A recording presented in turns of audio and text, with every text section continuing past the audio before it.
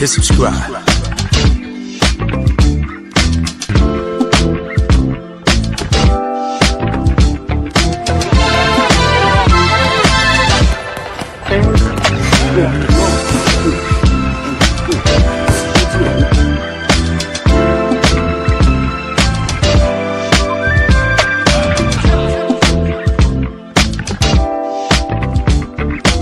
Subscribe to my guy, Uncle D. Tell him Big Bass sent you. Spurling. I'm an attorney here in Houston, Texas, an advocate for black men, largely because I am a black man. I'm a black father. I have black sons. Hey, man, I do what I do.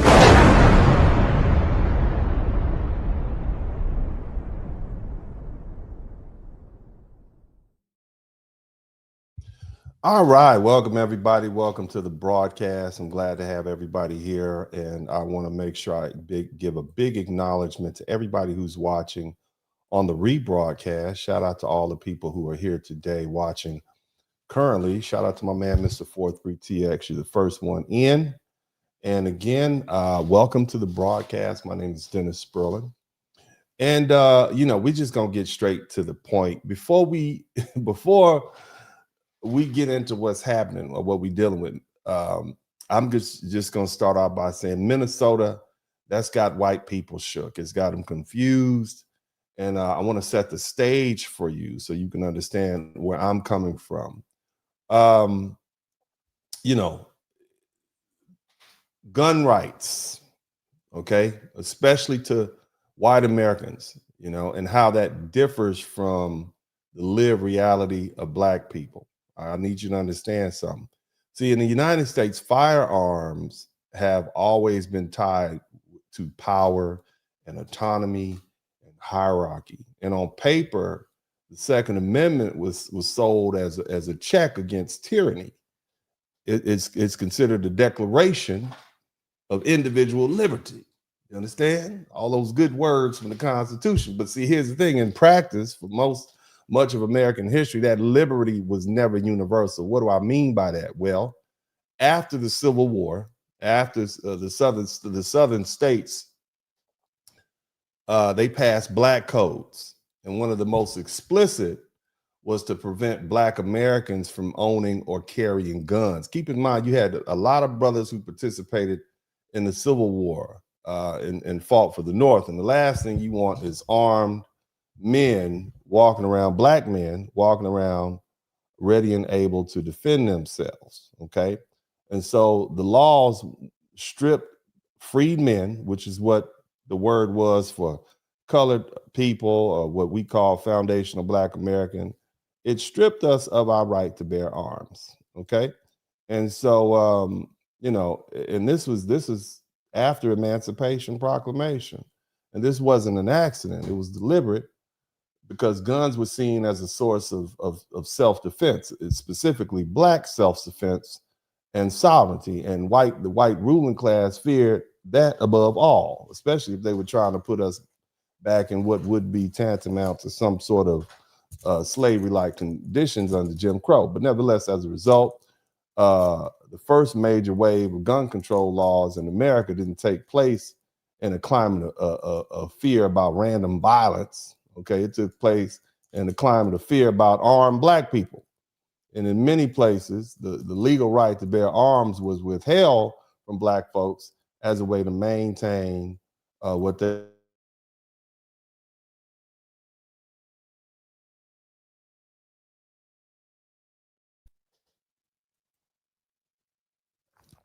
refer to as subjugation. Okay, so it's racial subjugation specifically. But now let's fast forward to the Mumford Act era. And so, before all the gun reform in the 20th century, a lot of the regulatory groundwork for what we call modern gun control, it was, it strengthened after black people began openly exercising their right to arms. Especially in the context where it made white people feel uncomfortable or afraid. And so these legislative moves were often justified under the guise of public safety, but the effect was a restriction on black self-defense and something that white gun owners never wanted to deal with or reckon with. So now, so gun rights mean a lot, okay, to white folk and white society. I mean, they mean a lot to every American, but the bottom line is this is part of the American ethos. Now, let's jump on over and let's talk about the police in America. Let's talk about the protector / enforcer. Now, so here's the thing. The police, they're there to keep the peace, right? But historically, the police forces were structured not as a community guardian, but as an enforcer of the hierarchy. See, some of you all may not understand, but the early policing in the South, and when I say South, I'm talking about the Southern United States, it began with slave patrols. And their job was to monitor and control Black people, capture those who escaped, and suppress any resistance. And that DNA never fully left that institution. So across the 20th century and the 21st century, policing was continued to function as an arm of the state power. And it's often been used disproportionately against Black and brown communities, whether we're talking about from the school to prison pipeline, stop and frisk policies. You got militarized responses to Black protests, which is why we're resting right now. And of course, the lived experience of many Black people in America, our impression of the police is not to protect and serve, but to observe and control. Again, we need a police force, okay? Defund the police was not a good idea. That was a stupid idea, okay? But I guess it sounded good. But we need a police force, but we want is a fair, well-trained police force that doesn't treat us like second-class citizens. And I think I can speak on behalf of all Black Americans. None of us want to walk around with no police force anywhere, and we're forced to defend ourselves. And when you get in trouble, you got to call a crackhead. Nobody wants to call a crackhead to help protect them from somebody who's stolen their car or is trying to break in their house. We do not want to call crackhead. We don't want to call 911 and a crackhead pick up. Where you at? What you mean? We don't want that. We want some justice. We want some service. But the problem is, it seems like the only thing the police are doing is just serving us in all the wrong ways. But white America, because of this racial privilege, they assume, okay? Somebody type assume in the chat room. And shout out to my man, Red Sigma. Thank you so much for being the first person to contribute to the super chat. You're the real hero. You're the real MVP. But let me get back to this. But, white America has assumed, that they got to pass. The common belief is if you follow the law, if you respect authority, if you comply, then the police will protect you, right? That's what they tell us, right? They are not worried about having a busted tail light when they drive down the street. That's not really a concern because that's just not something in their frame of thought, but that's something that Black folk truly consider, okay? But here's the thing, that faith has been rooted in the comfort of this racial privilege, this imaginary privilege that's been foisted upon them to make them feel like they're better. All right. But here's the thing, man. So now here comes Minnesota. All right. Minnesota has white people shook. All right. And now, this incident in Minneapolis, you got these federal ICE agents, part of the surge, and I think they call it Operation Metro Surge. They shot and killed a white man, Alex Peretti, 37-year-old professional ICU nurse, legal U.S. citizen, legally permitted to carry a gun, unalived by federal agents doing immigration enforcement. The video statements, conflict, whether he was brandishing the weapon or not, but I see it was on his hip. Here's the other thing. I know that there's some recent videos that popped up and folks are saying, well, he was cutting up the other day, but that was the other day. That's not today, not the day he was unalive. You see what I'm saying? But the thing that you have to understand is it was striking to many people, especially those who long counted themselves as defenders of the Second Amendment. Somebody typed 2A in the chat room, all the 2A people. I definitely believe in exercising my Second Amendment rights. And I also am with making sure we have strong, well-trained, fair-minded law enforcement. Okay, so but again, there's caveats to all that. Okay, but see, here's the problem: when you go extreme one way or the other, then you start digging up the discrepancies between the ideologies. See, for decades, many white folk preached guns check tyranny until the situation arose where a gun owner was shot by agents of the state, i.e. police. See, for decades, the same people said back to blue until the blue, i.e. ICE and the federal enforcement, turned on someone who fit their own idea of lawful, responsible America, a white man. All right, and I just can't say it any. White people don't get shot like that. You understand? And I'm gonna dig into that a little bit more. But the bottom line is, for a long time, back to blue and white people's right to bear arms work together inside the same social racial order.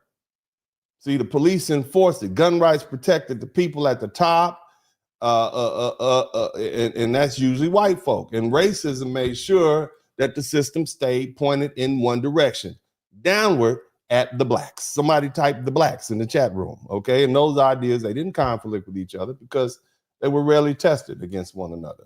But when a white man, a law-abiding, gun-owning, real American is unalived by police and is filmed for everybody to see and everybody to make their own decisions as to what happened and who was at fault, those rules no longer line up neatly. Okay, see, the first thing you need to understand is that getting shot and killed by the police, that is not a white people problem. Okay, and I think we can agree that getting the idea that you get shot by the police, that's not something that white people conceptualize. Now, look, understand something. White people have their own set of problems. We know that. Whether the property tax is too high, whether the HOA rules about lawn height, these are their problems. Which insurance plan to use for Meemaw, put her in an old folks home, that's a white people problem. Getting shot and killed by the police is not a white people problem. That sounds more to me like a black people problem. And see, that's right up there with getting shot by the police. That ranks as high as can we afford to get man out of jail? You know what I'm saying? Or I saw a crackhead fighting a pigeon for a bag of chips in the alley next to the corner store. Those are black people problems. All right. Now here's the issue. The same system that was supposed to protect the white people through police enforcement has now killed a lawfully armed white man. Someone who represents peak Americanness for merely possessing a gun. Now, again, some people say, oh, well, maybe he went, no, he just had it on his hip. He was possessing the gun. And see, that's a direct attack on what's considered individual rights originally allotted to white men. And when I say the real American, understand something. You all know what I'm talking about, but let me lay it down where the cows can eat it. I'm talking about what this country has treated as the default American. When you say American, most people don't think black, you don't think Native American, you don't think Chinese, you think white American. Native born, male. Now contrast that with black people. Black folk have never been considered real Americans. I mean, we know we're real Americans. We fought to be Americans. We fought for all the rights, but look, that's just not, we're more conditional Americans, if you will. Okay? I mean, but see, here's the thing, and the reason I say that is because you can't be truly an American if you have the rights of an American. Okay? And if those rights can be taken away whenever the system feels threatened, or citizenship, or should I say, our citizenship has always come with an asterisk. That's the whole point of the 14th Amendment. We were enslaved without rights. We were freed without rights until the 14th Amendment popped up. We were segregated under law, so that infringed on our rights. We were denied to vote. So you're citizens, but you're denied to vote. So it's conditional American. Same thing goes with the fact that we were banned from carrying arms. And then at this point, we're police with suspects. That's not the rights that white folk have. It's conditional. You see, every right we have, we've had to fight for. We've had to bleed for it. We've had to defend it repeatedly because those rights were never treated as permanent. That's why I say conditional American. So shout out to all the black folks and our ancestors for fighting like hell more than anybody else. And that's why I say this. I think we are the most American of all the Americans. There's nobody more American than us because we had to fight for all the rights that everybody was given free. On top of that, our ancestry predates most of the white people that have come to this country through their ancestors through Ellis Island. We predate ancestors by Ellis Island by hundreds of years. So you should be proud of being an American, if for nothing else, for what our ancestors had to do to fight. But bottom line is, we are still treated like conditional Americans, and that's not something we can walk away from. Now, for the first time in modern American history, white Americans are personally facing the choice they've never had to confront before. They're being forced to decide whether they care more about individual constitutional rights, like the right to bear arms, and like especially gun rights, the Second Amendment, 2A, or state power exercised through police law and enforcement. And see, historically, white folk never had to choose because the system worked for them. Police power and gun rights were aligned. Police protected this white racial social order, and gun rights were used, and they were defended as a white male entitlement. Okay, and racism, this racist casteism, ensured that these two ideas never clashed. You know, black people didn't have the right to have guns, so we didn't have to worry about, it just wasn't an issue. Police knew who they were supposed to go after. But see, now they're clashing. And when forced to choose, here's the thing. Most white people are choosing to side with control, not freedom. In other words, they're willing to give up that sacred right to the Second Amendment as long as the police remain powerful and able to enforce this social order. Think about that. It exposes hypocrisy, number one. It shows that deep down inside, many of these people slogan, freedom, liberty, land of the free, justice for all, it was conditional. See, what really matters to them is maintaining control, even if that means sacrificing the very rights they claim define America. When you say we're willing to relinquish freedom in exchange for law enforcement, you're saying white Americans are comfortable outsourcing power and violence to the state as long as it keeps that hierarchy intact. And that there says a lot. You understand what I mean? See, Alex had first of all, Alex was a U.S. citizen. Alex, he was disarmed before he was shot. And then keep in mind, we had Renee Good that happened a few weeks before that, right there in Minnesota. You see?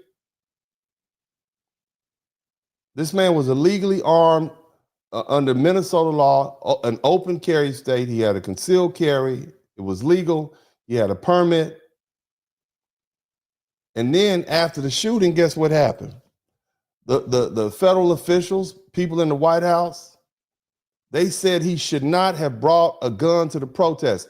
And that puts two things many white folk have never had to deal with. They hold it dear to their hearts. It's a direct conflict with the Second Amendment and support for law enforcement, for people who believe in gun rights and also have unconditional support for law enforcement. This is a very uncomfortable place. A law-abiding, licensed, gun-owning white man was killed by some cops, and the justification for it was that he had a gun with him. That's ridiculous.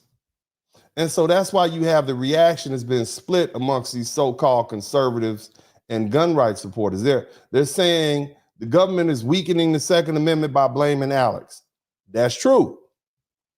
And at the same time, the other conservative leaders say he should not have been armed around federal agents, even if the law allowed it.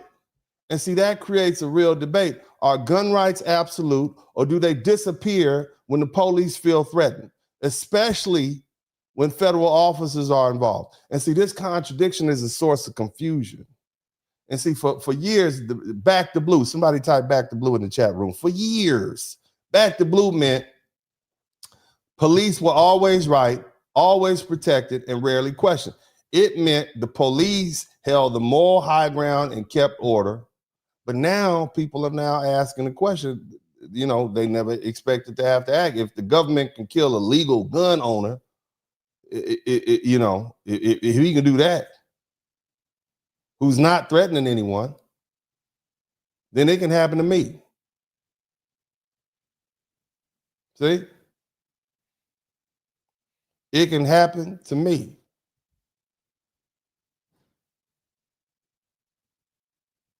And that's got folk thinking. See, many of the applicants, again, they've seen this is the second shooting. This is the second white person. Renee Good was a white woman. And yeah, they might have been able to ignore that. She wasn't armed, but the bottom line is, and that's an unfortunate incident, and you know, we you know, this is terrible. And whatever you feel about immigration rights, I definitely believe in I feel wholeheartedly we should get rid of these people who shouldn't be in our country. I'm 100% with that. How many of you all are 100% with deporting people who are in this country illegally? Let me make it easy for you. How many of you all are 100% with deporting illegal criminals from our country?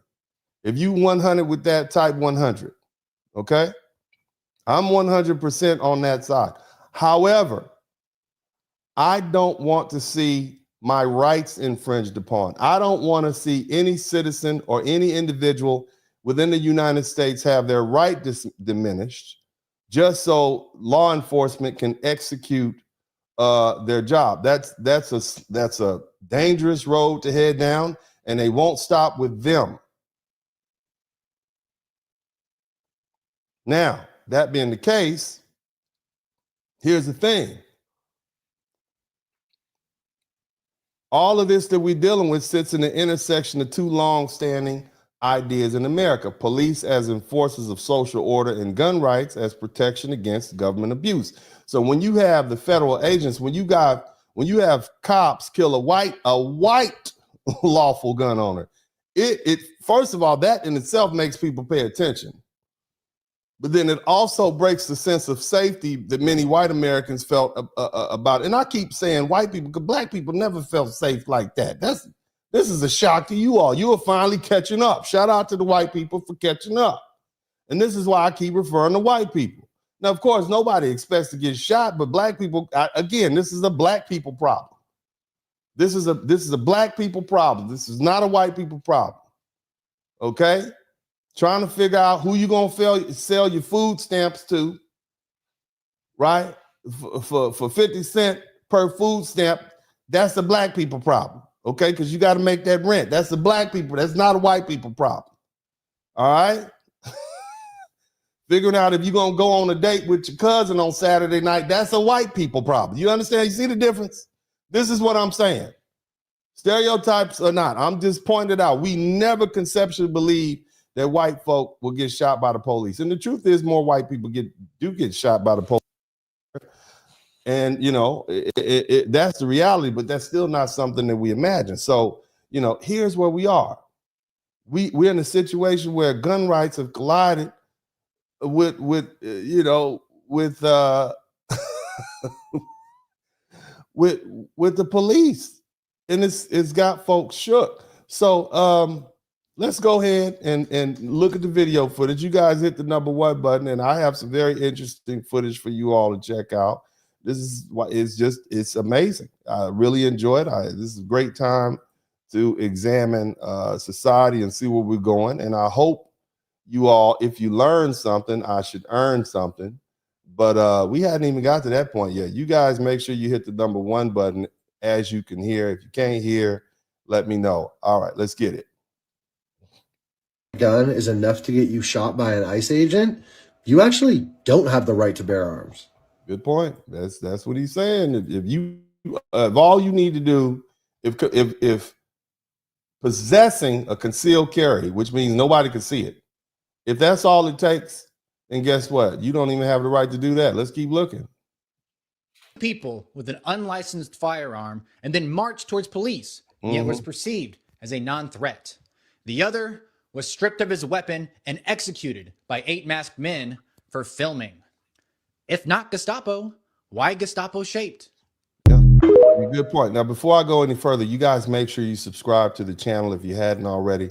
I hit all the tough topics. All right. I'm going to hit the tough topics. I'm not going to cheat you out of your time. If you're going to watch this, you're either going to be pissed off or you're going to be elated. But either way, you're going to be a lot more knowledgeable about the issue. So whether you like it or not, you should like this. If this is what we can do with YouTube, if I can give you postgraduate level conversations for an hour, 2 hours, the least you all can do is subscribe to the channel. We are marching towards 200,000. I'm sorry, marching towards 100,000. I need y'all to at least do me that favor. Hit the subscribe button. I don't care where you are around the world. Shout out to all my people in the UK. This is what's going on over here. We talking about guns and police. So you guys make sure you subscribe to the channel. The other thing is I need you to hit the like button. Go ahead and hit the like button. And as I always say, at some point, if you learn something, I should earn something. You don't owe me anything. But other than that, I don't want to mess up the rhythm. So let's keep moving. This straight. The pro-gun people are now saying that the guy who was exercising his Second Amendment right of just having an open carry gun with a permit deserved to be executed. Boy, oh man, this I know. What? That's what I said. What? This is personal. Somebody type personal. So let me get this straight. This is personal. This is real. This is real American stuff. No, yeah, this is it. All right. Let's leave with this little lady. But he had a gun. The ICE officers probably felt so unsafe and they were acting in self-defense. Why the hell do you think we have the Second Amendment? Right. Go back and look at the history of it, because it's changed into something completely different now. But it was created to give power to the people. Yeah. In case a tyrannical government showed up and tried to use excessive force against them. Yeah, so the cops can say it's illegal for you to have a gun around them. I don't think that's what the founders of the country conceptualized, in my opinion, based on what I read, Thomas Jefferson, and all the rest of these folks. But let's keep listening. Also, he was legally carrying. All I'm saying is I'm thinking about. Now, she has a nose ring, which indicates to me that she's probably, quote unquote, from the left. But here's the thing, left or right or whatever, it's still the Second Amendment. And whatever your political leanings are, you should not want anybody to infringe upon your rights. And again, the crazy part is when you start looking at the responses, people are cool with giving up their rights just for the comfort of having the idea of the police being able to do whatever they want. And that's just, I find that ridiculous. Let's move on to the next one. Hit the number 1 button. Let's keep it pushing. Let's see what the sister has to say. That the reason why the Second Amendment exists is to protect U.S. citizens from the government. So when the government starts doing illegal things, like, I don't know, having masked men run around cities, kidnapping. Hold on. To me, okay, I also believe, and I may be wrong, and I don't think the founding fathers conceptualized this, but I do believe that the Second Amendment can also protect you from scallywags and hooligans and so on and so forth. So let's keep that in mind too. All right, but let's keep so we're not just gonna limit it to the government. It's a lot of folk out there. We want to make sure we keep that iron for them too. All right, as they used to say, in the elegant higher level English classes of the most elite colleges here in universities in campuses in America. We there's a saying that says, and you can quote me on this, stay strapped or get clapped. All right. And you can probably find that cited in many legal theories and social order theories at Harvard, Yale, and so on and so forth. But let's continue. People for committing misdemeanors, which is what immigrating illegally is, a misdemeanor. Maybe murdering U.S. citizens for protesting. Once that happens, we have every right to use our Second Amendment to protect ourselves. Yeah, you should. I don't. You'd be stupid to give up your rights, any one of them. But let's keep pushing. All right. Yeah, that's right. Okay. So we want Second Amendment rights, right? The right to bear arms. We get mad when we don't want them. They're our right. They're a right. It's not a want. It's a right. we try to put more restrictions on it because of school shootings. And then when someone uses their Second Amendment right, like Alex Preddy, excuse me, I said his last name wrong. We use that as justification as to why he was murdered, because he had a gun, even though he had been disarmed by the time they shot him 10 times. So, someone taught me where I'm missing whatever. It's a justification. Yeah, I mean it's a BS justification, but it's a justification nonetheless. Let me explain something to you. All the white people, the black people will agree with me. We've heard a lot of BS justifications for folk getting shot, and it's not even because they had a gun. If the cops even think you have a gun, okay, they can tee off on you. I mean, we've had, and then there's always the Philando Castile matter, which also happened in Minnesota. He was a licensed concealed carry. The police asked him to give him the ID, and then he got shot. That was on video also, but it didn't have this much of an uproar. I'm going to assume you agree with what's going on. I was planning on posting a video, some bullshit, beauty, whatever. And then that man got gunned down in the streets by the death squad. And if you are a creator who has any degree of a following, and you're not saying anything, you're actively posting today, even within the past, 5 hours. Right. And you're not saying anything, I'm going to assume you agree with what's going on. Yeah, you can't be a 2A advocate. You can't, don't say, you no longer can say that you're a gun rights advocate, or even an advocate for constitutional rights if you find it necessary or feel compelled to blame this lawful gun owner with a permit for his death. You need to go back to coward corner, tuck your tail, and go away. You're just a coward. I mean, that is not what this country is about. And here's my response to anybody who says, well, were they supposed to wait for him to pull his weapon? If you're afraid of a holstered firearm, you shouldn't be a police officer. You're too scary to be a police officer. Look, it's a stressful business, but you decided that this was going to be your career occupation, but you need to go find something else to do. Okay, that's not your occupation. It's like a man with nervous hands. You're not going to be able to be a surgeon. You're not a surgeon. Okay, you got to move on to something else. All right, that's not how this works. You can't just go around shooting lawful gun owners because you're scared. If you're scared, that's a you problem, not a his problem. So let's keep it pushing. I understand about not wanting to get political on your channel, because I don't either. I don't talk politics, but we're beyond that. Supporting this administration and what's going on is beyond politics at this point. Yeah. We are now into the area of morality, legality, and the truth. I don't know. I may have to unfollow a lot of people. Yeah, go and follow him, baby. Go on follow. Let's see what this cat has to say. Hit the number one. About the Second Amendment until it actually matters. You maggots don't get to waive the Constitution when it fits your narrative. What's going on with this fella's hair? This has distracted me.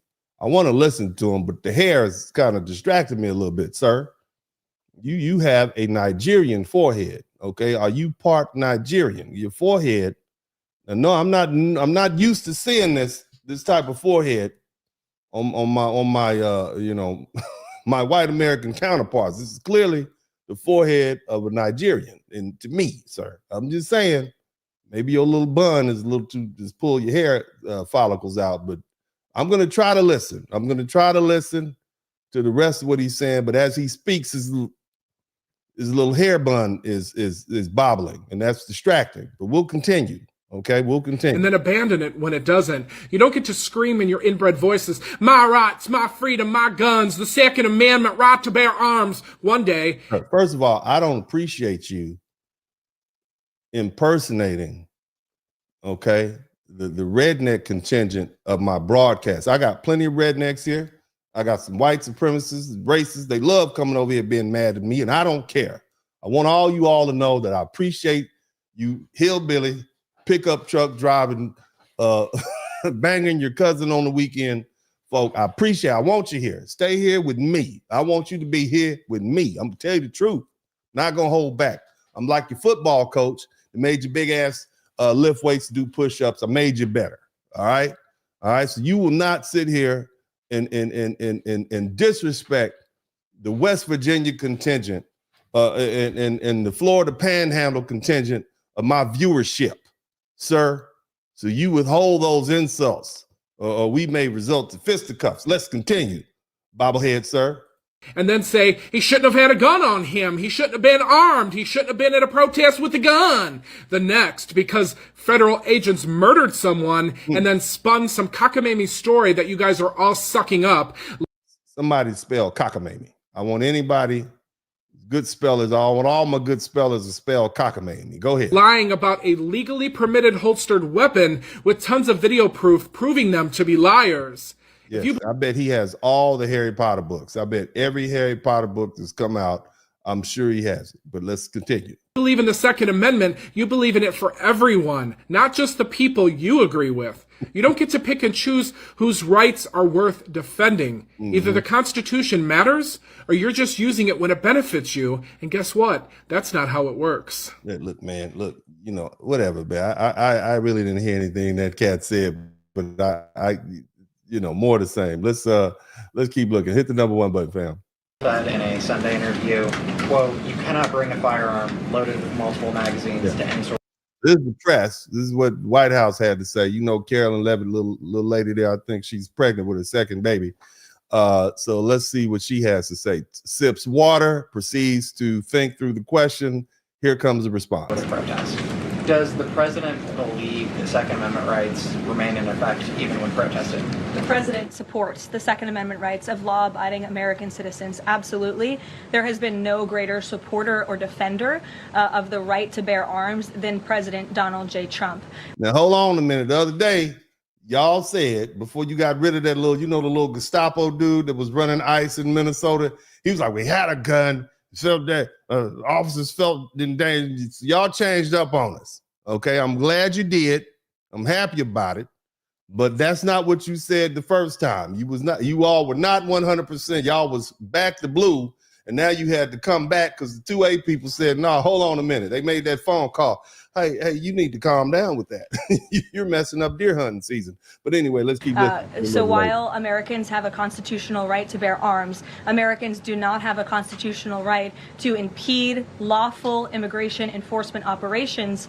And any gun owner knows that when you are carrying a weapon, when you are bearing arms, and you are confronted by law enforcement, you are raising the assumption of risk and the raising the assumption of risk because I'm packing? Do I raise the assumption of risk when I have a taser?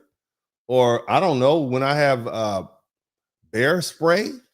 When I'm driving down the street that's lawfully meant for me to drive down? I don't know. Where is this new law? Somebody type new law in the chat room. New law?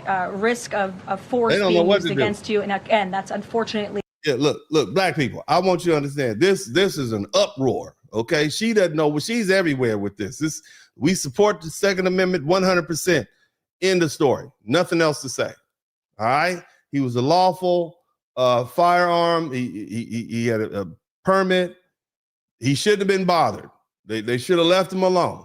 Period. That's it. That's what you do with the Second Amendment. Or otherwise, you start infringing on all the other rights. Okay, and we don't like that. Let's keep listening. What took place on Saturday?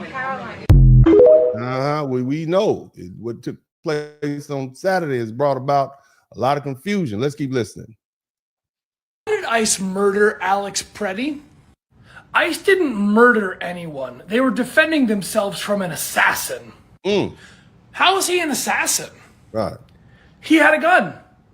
Sure, he had a gun, but he also had a license to open carry, which is legal in Minnesota and something that the Republican Party champions. But also, the video evidence clearly shows that he was actually just helping a woman off the ground who had been shoved to the ground by ICE. Now, he was doing a little bit more than that. Before that, he was in the street. He was filming, kind of, I get why the police were agitated. He was filming, and they don't want this written, recorded record of their activities, because this could come back to bite them in a few years when Donald Trump is no longer in office. I think the Tim Walz, who's the governor of Minnesota, has actually asked the citizenry in Minnesota to document everything they see via video, and I'm assuming they're going to put it in some database and review it in the future.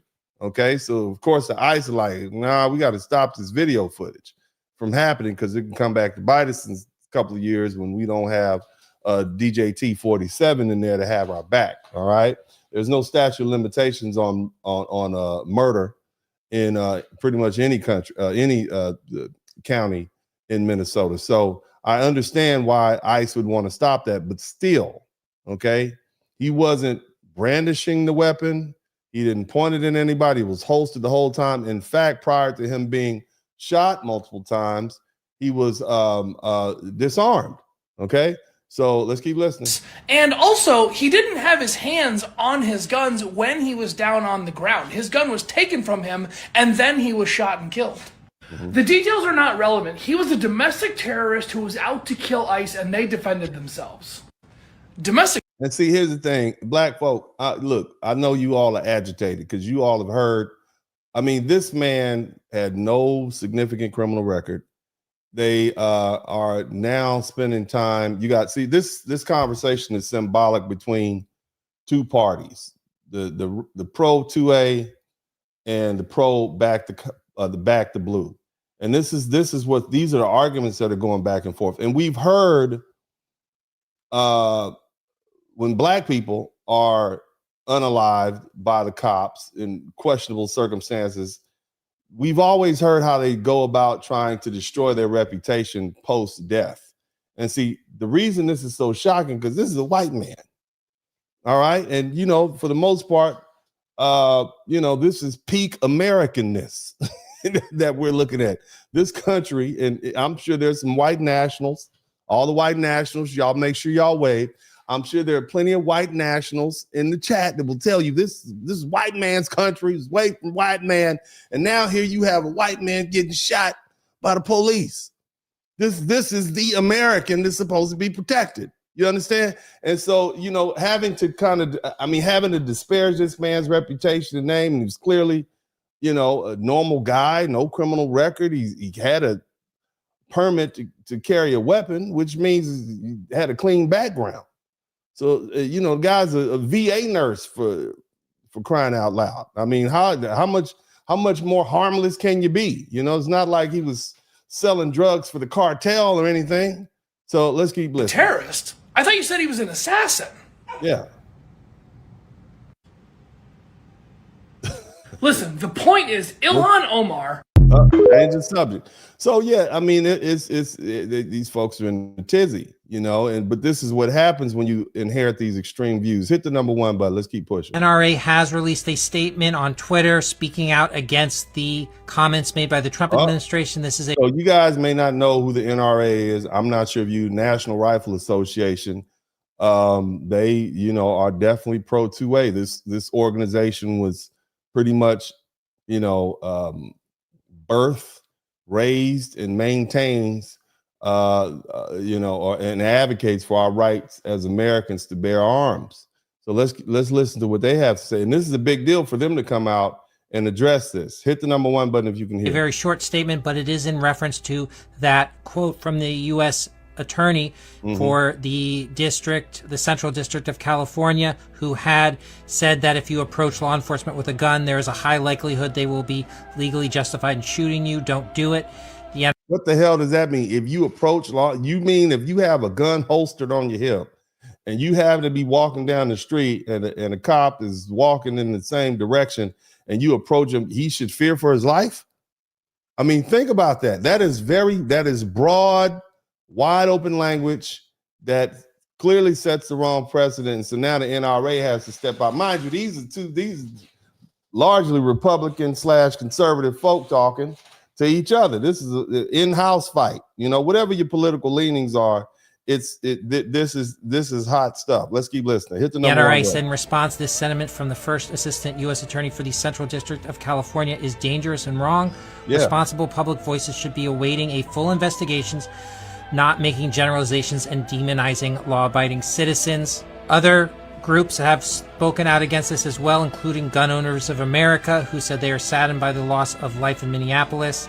They also condemned the attorney's comments. Yeah, hell yeah. We also have the editor-in-chief of The Reload saying this is an insane claim, and he's clearly a right-wing guy. And here's another right-wing guy.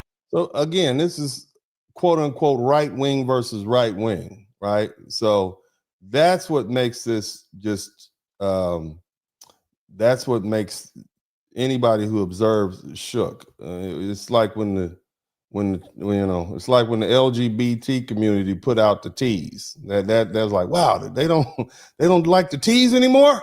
Wow, yeah, the teas, you're going too far. All right, let's keep listening. Execution by ICE's occupation in Minneapolis, Minnesota, is starting to unravel complex questions as to what are the real protections around the Second Amendment. Many are wondering, why isn't the NRA coming out with a statement? So if we want to understand why You're a little late, they already came out, but go ahead. Do you even have a pistol? That's what I need, though. Do you even have one, or are you just causing trouble? That's what I need, because it seems like you just out here messy. I don't even know if you have any knowledge as to the difference between a bowling pin and a firing pin.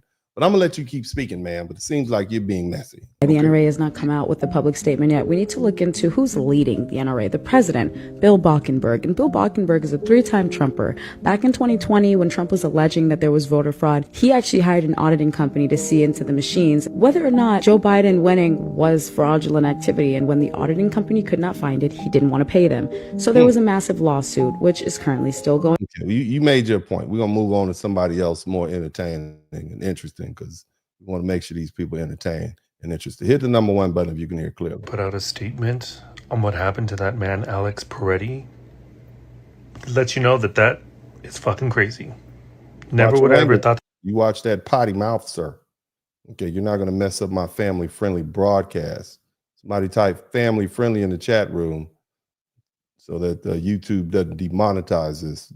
But let's keep going. Watch it. But the NRA would be on our side, literally, because there was someone who put up saying that if you bring a gun, police have the right to kill you, and the NRA was like, no, along with other people. You hear that? That's basically, if you have a gun, the cops can, no, hell no, it's going too far, and that's why they had to quickly walk that back, but they wouldn't have, but for folks saying, no, we're not going to do that. Oh, hell no. This is crazy in the world that we live in, because that man was literally helping women, making sure that they were okay. And then they bombarded him, took away his gun, and then literally executed him for. All right, let's be honest. He was look, let's be honest, okay? He wasn't just helping the lady. He was fucking with the police. Excuse the language. Oh my God, I'm so sorry. He was messing with the police at first. He was all in the street. He was, I get it. I understand why they were a little agitated. I get that. Okay. And then he went to the side and, but then you don't get unalive for that. And hell, he's a white man. He's supposed to be able to mess with the police. If white people are supposed to be able to yell at the police and say, damn it, Fred, you've been a jerk since high school. Give me the damn ticket. That's white people privilege.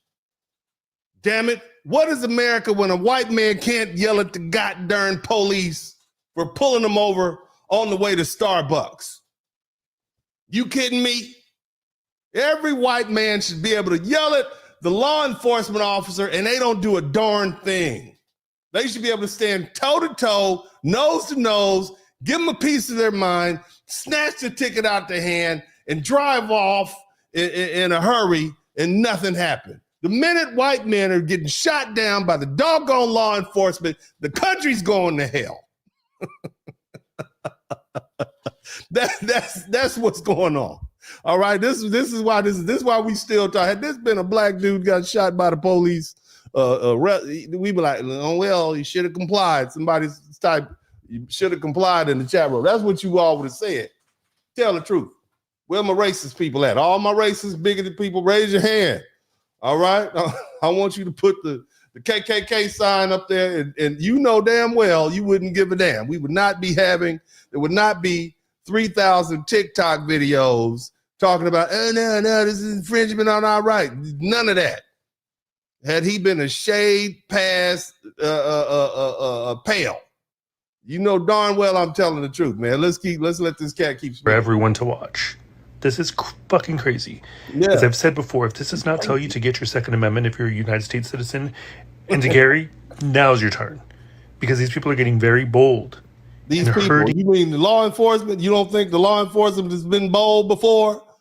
You shooting unarmed black folk, you don't think that was bold. It's just bold now. Somebody type bold. It's bold now. When white man getting shot, it's bold. Black people, oh, hell no, they're doing their job. All right, give them an accommodation. People who are trying just to make sure that they can protest legally, mind you, that's within our rights. Mm-hmm. My heart goes out to that family because that is just seeing every different angle of that. Thoughts and prayers. Thoughts and wild. Prayers. Come on, let's keep it pushing. Shit, thoughts so and crazy that we live in a world. Yeah. Where literally, okay, this guy. Let me do something because let me do something. I want to play a little music here because I don't want to get what's it called? I don't want to get a copyright strike, but let me play a little music in the background and we'll listen to what this guy has to say. Hit the number 1 button when I place. I want to make sure everything plays. All right, let's listen to. I wasn't shocked when you guys gave up the First Amendment, and I wasn't shocked when you gave up the Fourth Amendment and the 10th Amendment and the 14th Amendment at Trump's behest. But the Second Amendment. I mean, this is all over political news. Look, black folk, I know this is not something you're into, but I find it interesting. Okay, this is what people are talking about right now because it means a lot. It has a lot of meaning. Okay, so let's just bear with me. All right. I know. Come on, guys. Guns are your whole personality. Guns are your Zoom backgrounds. Your decorative lapel pins. Guns are how you show displeasure at documents. Guns are your Christmas cards. There's no human activity that can't be made better without the pulsing heat of your Armalite best friends. From Texas, we could make it a little different. Putting bacon on it. That's right. Machine gun bacon. Man, get out of here. Just corny, man. Ted Cruz, we have the corniest senator in America. All right, I'm gonna let a couple more of these videos. Go ahead and watch this low-res, zoomed-in, highest quality video that I was able to find. Yeah, that's just them showing. Was he reaching for his pocket? Was he reaching for his concealed carry? What gets to me is the desperate attempt to justify the unjustifiable. It's not the simple-mindedness, it's not the ignorance of the fact, it is the desire to justify the unjustifiable. Right. They got to justify it. They're trying to justify it because if you don't find a reason to justify it, then you got to blame the cops. And there's a contingent of people that would prefer that the cops maintain control and order and moral authority when there is a wrongdoing like a shooting, than to call them on it.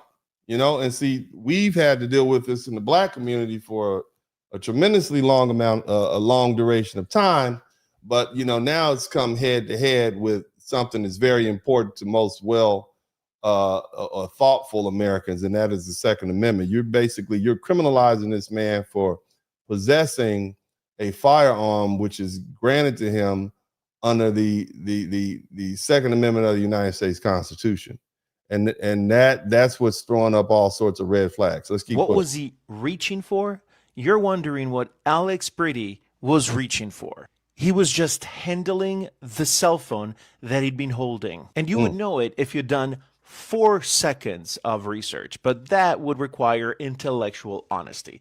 And it's easier and faster and more practical to simply ask a question that has an easy answer. Yeah, it's a cop-out. It just means you're cowardice. You know, you don't want to ask a tough question. But it's an answer you don't want. Alex Brady did 2 things.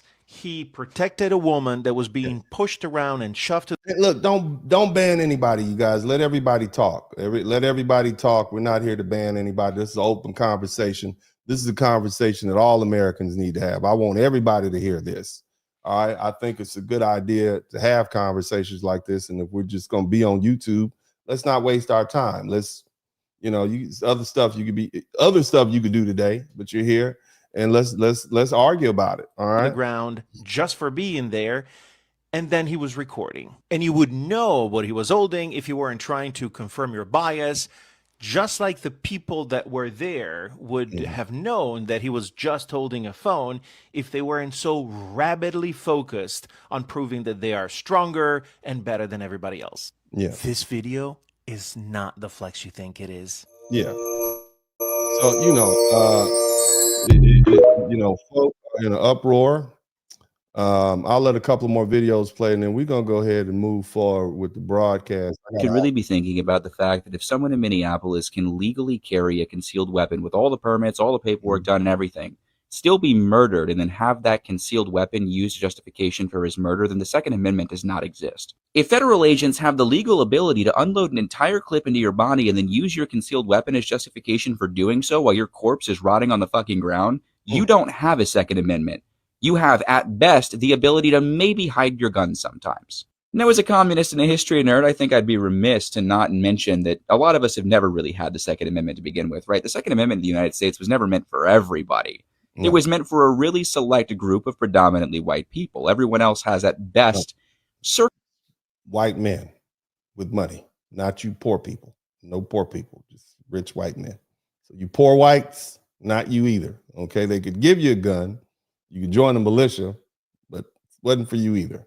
Let's go. Circumstantial rights. And in fact, I would argue the Second Amendment and the right to bear arms and form a militia and what have you has more been used to justify settler colonial activity and the mass attacks against black and brown communities in the United States than it really has ever to protect the rights of American citizens. That being said, I don't think I'm like a fucking liberal or anything. I think that under no pretext should arms and ammunitions be taken away from the working people and that agitation is necessary should such a thing occur. But left, right, whatever, I think a lot of us probably just need to be looking at what's going on in Minneapolis and recognize that what we're seeing in real time is a confirmation of the total erosion of rights that many of us have like taken for granted as just being givens for a very long while. If they can kill him, they can kill you, and they can use the same justification for doing that. And as gun owners, I think it's really important that we recognize that and try to think about what we should do to stop that from happening again.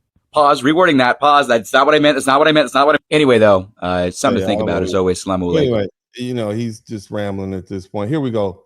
Look, you know, I think this is a very complicated subject. I want to talk about it. I hope you guys hang with me and let me get to the end here.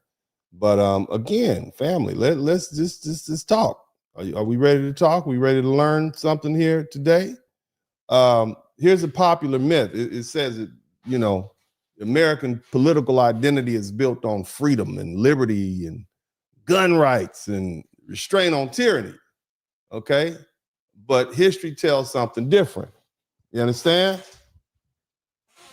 Now, when we talk about this racial caste system that we have, it's never been a freedom ideology. It's always been an order ideology. Its core priority has been maintaining the racial hierarchy, even when it requires expanding state power in ways that would eventually limit white folks' autonomy. Over and over again, white political culture has accepted a stronger, more aggressive state as long as that power and control was aimed at someone else. Who's the someone else? Native Americans, black people, brown people, whatever. And we've seen this pattern before. During slavery, poor white people supported slave patrols. Most of the poor whites didn't even have slaves. You know, there was only 100 slaves in the American South who owned, 100 white families in the American South who owned more than 100 slaves. That was a rich man's endeavor. These poor white people were living horrible.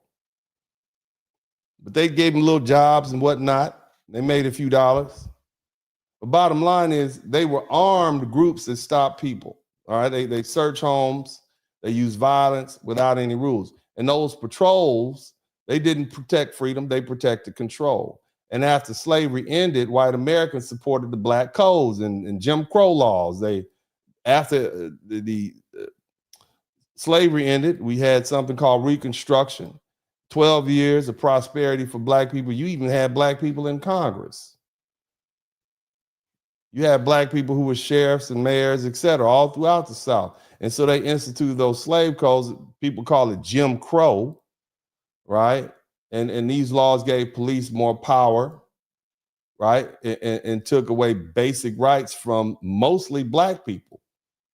But eventually, from anyone seen as a problem. One of those rights was a Second Amendment right. Now, later on, during the rise of mass incarceration, laws like the mandatory minimum sentence, stop and frisk, militarized police made the state more powerful.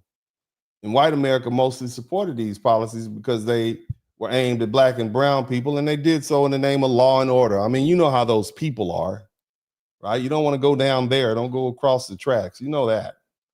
They need it, you know? And so this is why it's accurate to describe police as the outsourced enforcement arm of the racial caste system, or people say white supremacy, whatever. All right? I understand.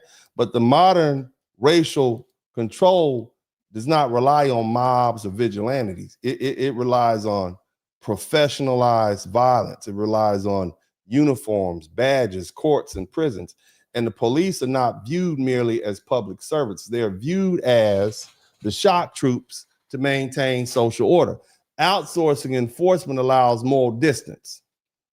Folks see what's happening, what the police doing. Oh, I didn't do it. And it provides them with this psychological comfort. The state does the dirty work. It does it cleanly, it does it legally, and it does it at arm's length.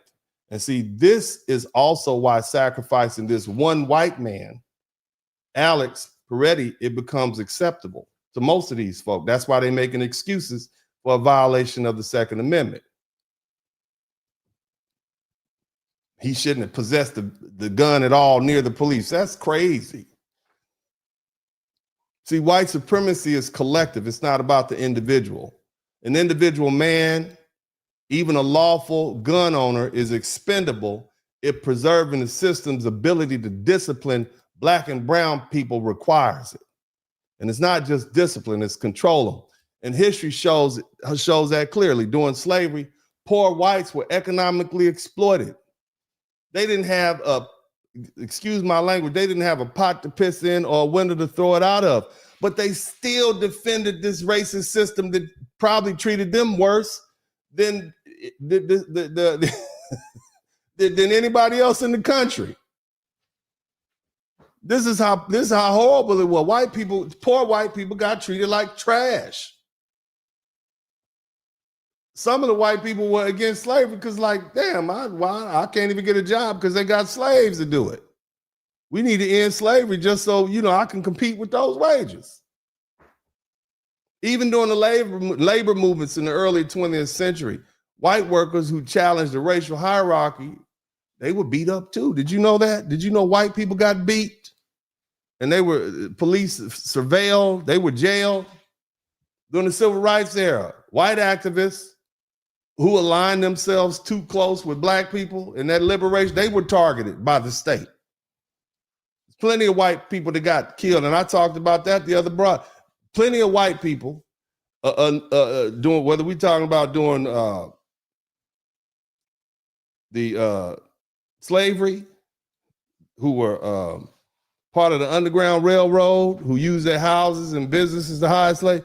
Many of them lost their wealth, got sued. A lot lost their life. Because, see, there's an unspoken rule that always has to be the same. Whiteness offers protection only as long as you align with the power structure. As long as you do what you're supposed to do and play your part to control these brown people and these black people. And see, that's what brings us back to the back to blue. That slogan has never been about safety or law or constitutional principle. It's about preserving authority, okay? And police are seen as the barrier between us and them and the force that prevents social leveling. So when a police officer kills even a white gun owner, that's a tragedy. But it's reframed, you see? The citizen is blamed. Right? It's the right is reinterpreted and the Constitution suddenly becomes contextual. Police power must remain unquestioned if the racial caste system is to survive. And this moment, it also confirms what black folk have always known about the Second Amendment. It's conditional.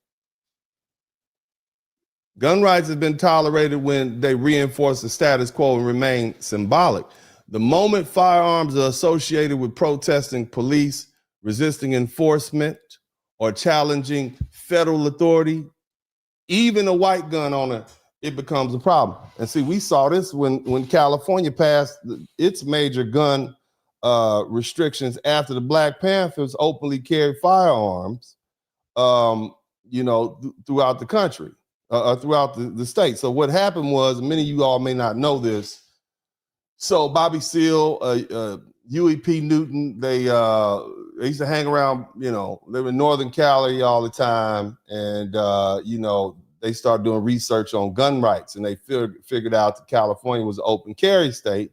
They also cobbled that together with the fact that, a citizen has a right to observe the police conducting his business, even on stop and search. So what these dudes would do, they would show up when the police were pulling over black people in Oakland and San Francisco, really mostly Oakland, and they would pull up, they would hop out, they would exercise their open carry rights under the Second Amendment to bear arms. So here they are, a bunch of black dudes just hopped out of a car with the black berets on and the black jackets, and they would observe the police. And then they said, well, the Supreme Court says we have a right to resist unlawful arrest. This agitated the heck. You fill in the blank. This agitated the heck out of the police because see now, you got these armed black men. Keep in mind, we talking about the 60s, man. We talking about, we fresh out of Jim Crow. You how dare you? Who do you think you are?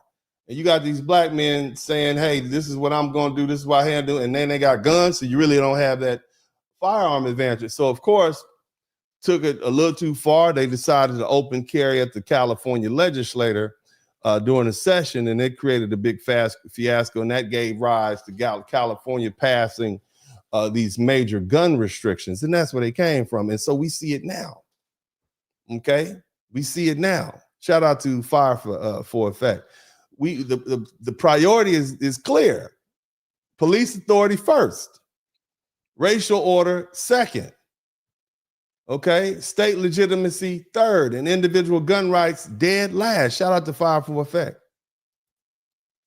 I'm gonna call that cowardly. You see,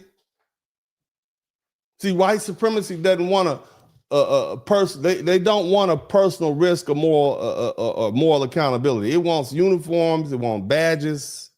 It wants law. It wants courts. It wants violence that's clean. It wants it that's legalized and delegated. And if maintaining the system requires surrendering some of their rights, some of these white rights, so if it requires silencing some dissent or sacrificing some white bodies, many of these white folk are willing to pay that price. So let's be clear about what we see in this moment and what it reveals and why white folk are shook. White supremacy is not afraid of losing rights if it's afraid of losing control and is willing to sacrifice white people to do it. And when forced to choose control, beats freedom, and order beats liberty, and police power beats the Constitution. That's not confusion, family. That's clarity. Okay? Think about that. And see, again, I told you a little bit about the Black Panther Party. That actually happened in 1967. But there's all, there's also Wilmington, North Carolina, 1898. You had a multiracial, democratically elected government. You had white elites organize a violent coup. They were aided by the cops. They were aided by the militia. The black officials were expelled. Black neighborhoods were burned to the ground. Dozens of people were killed. And there was no real punishment. And the event was later reframed as a race riot blamed on black people. And that lesson is clear. When democracy threatens the racial hierarchy, order and control beat legality. Law enforcement is not neutral, it is corrective. Rights only matter until the hierarchy feels unsafe. Same thing happened at Kent State. Somebody typed Kent State, 1970. This is a white college. They were protesting the Vietnam War. The National Guard opened fire on American college students, killed 4 kids. Initially, you had outrage, as you can imagine, but it turned to justification. The narrative emerged blaming those children, blaming those students. And then there was no serious accountability to follow. And that moment proved that even white lives are disposable once protest challenges state authority. The sympathy disappears when power is questioned. A white protester opposing the police's state power is quickly reclassified from citizen to threat. That's what you see happening right now. Look at how all these people in the chat room, the same, you all, right there in the chat room, you blaming Alex Peretti for his own death. You are part of the problem. You don't care about your damn rights. That's not what you're here for. You just talking. The black community's known about this for years. I mean, we have an incident that happened as recent as 1985. The Philadelphia police dropped bombs on black neighborhoods. It was called the MOVE organization. They killed 11 people, including kids, burned down the entire block. This is Philly. And what was the public response? Nada. Shout out to Dre Harden. Hell, the police, they defended the police. Yeah, they paid them some settlements, but no real criminal accountability. And see, the thing is, police violence against black bodies has been normalized. Militarized policing has been accepted because it enforces the racial order. And see, justice was never the priority. Preserving police dominance was. And this same priority shaped COINTELPRO, FBI campaign against black political resistance, whether you're talking about Martin Luther King, Malcolm X, the Black Panthers, whether we talking about illegal surveillance, misinformation, harassment, assassination, all these are violations of our constitutional rights. And what was the public's response? Silence. Gave them a movie. You can give a movie and a couple of books, but silence is what you get. And the abuse was justified as a matter of national security. Constitutional rights become optional the moment black power emerged. And once again, the state is trusted more than the citizens. Hell, even if you look at World War II, you got Japanese Americans who've been here for decades. They were citizens, some of them born here, in prison without due process. And white America supported it. So this is nothing new. These people who are blaming Alex Peretti, you the same people. These are your people. You willing to throw away people's rights for the sake of maintaining the racial hierarchy. Rights were suspended in the name of order and security. And that moment showed that rights in the country are conditional, and the state is trusted to decide when liberty applies and when it doesn't. And if white America accepted that, sacrificing one-armed man today is not a moral leap, it's business as usual. Hey, we can talk about Ruby Ridge. Have y'all ever heard of Ruby Ridge? And there was another situation that happened in Waco. I was a young man at that time. You had white people, armed white people, and they clashing with the federal authorities.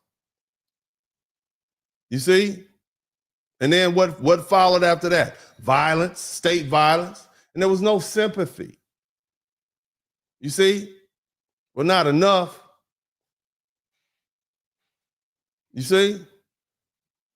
But it didn't lead to dismantling that law enforcement power or tapering it down.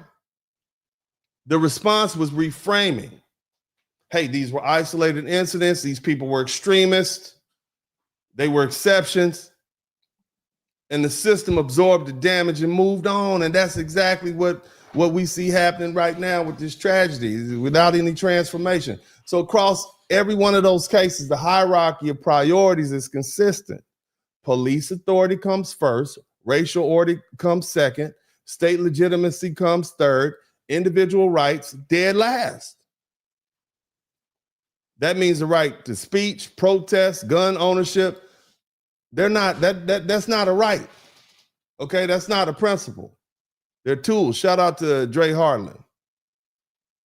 And when these tools threaten the structure, they're discarded. And see, that's because police are not viewed as employees of the public. They're viewed as guardians of control. They're viewed as enforcers of boundaries, or protectors of the hierarchy. And this is why abuse is tolerated. This is it. Killings are rationalized. Brutality is excused, even when you see it videotaped for yourself. And the police don't work. Look, man. Look. Police do the work y'all want that you don't want to do yourself. And that's not accidental. It's strategic. Especially people who support the racial hierarchy, the white supremacists. And I'm not talking about all white folk. I'm definitely not doing that. But those of you all, you want the cops to do your dirty work. You want to be able to remain distant. You don't care what color he is, white, black, Hispanic, whatever. Blue badge. He could be dead wrong. See, it's easier to hire out your violence and legalize oppression and cruelty rather than enforce the hierarchy face to face. So yes, the system is cowardly, and you all are cowardly if you support the infringement on other people's rights because you don't want to do it. I want you to think about what I'm saying.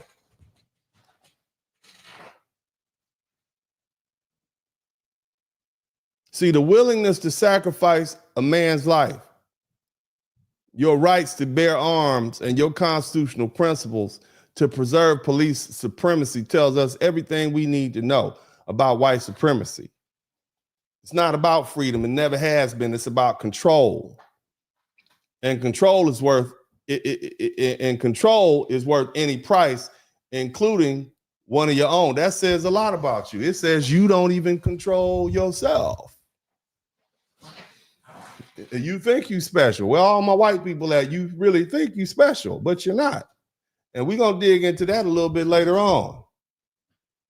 Now, I've had an opportunity to review a lot of different comments. And when I look at the comments section on the various social media outlets, what you see is not confusion. It's a fight. And Back the Blue is winning. A large number of the commenters say in plain language that they are fine with police killing somebody if the person gets in the way of law enforcement. That's what you all said, like many of you all in here. You see the comments like, dude attacked federal agents and he got popped for it. You see, nothing wrong here, fair and square. You see, you know why we don't get shot by ICE agents? Because we don't go there. We don't get in their way. We stay home. So what they're really saying is that your rights only exist as long as you don't challenge the police. And I'm not saying you should be out there messing with the damn police. I'm not saying that. Leave the damn police alone. Again, I am 100% in support of sending all these illegals home.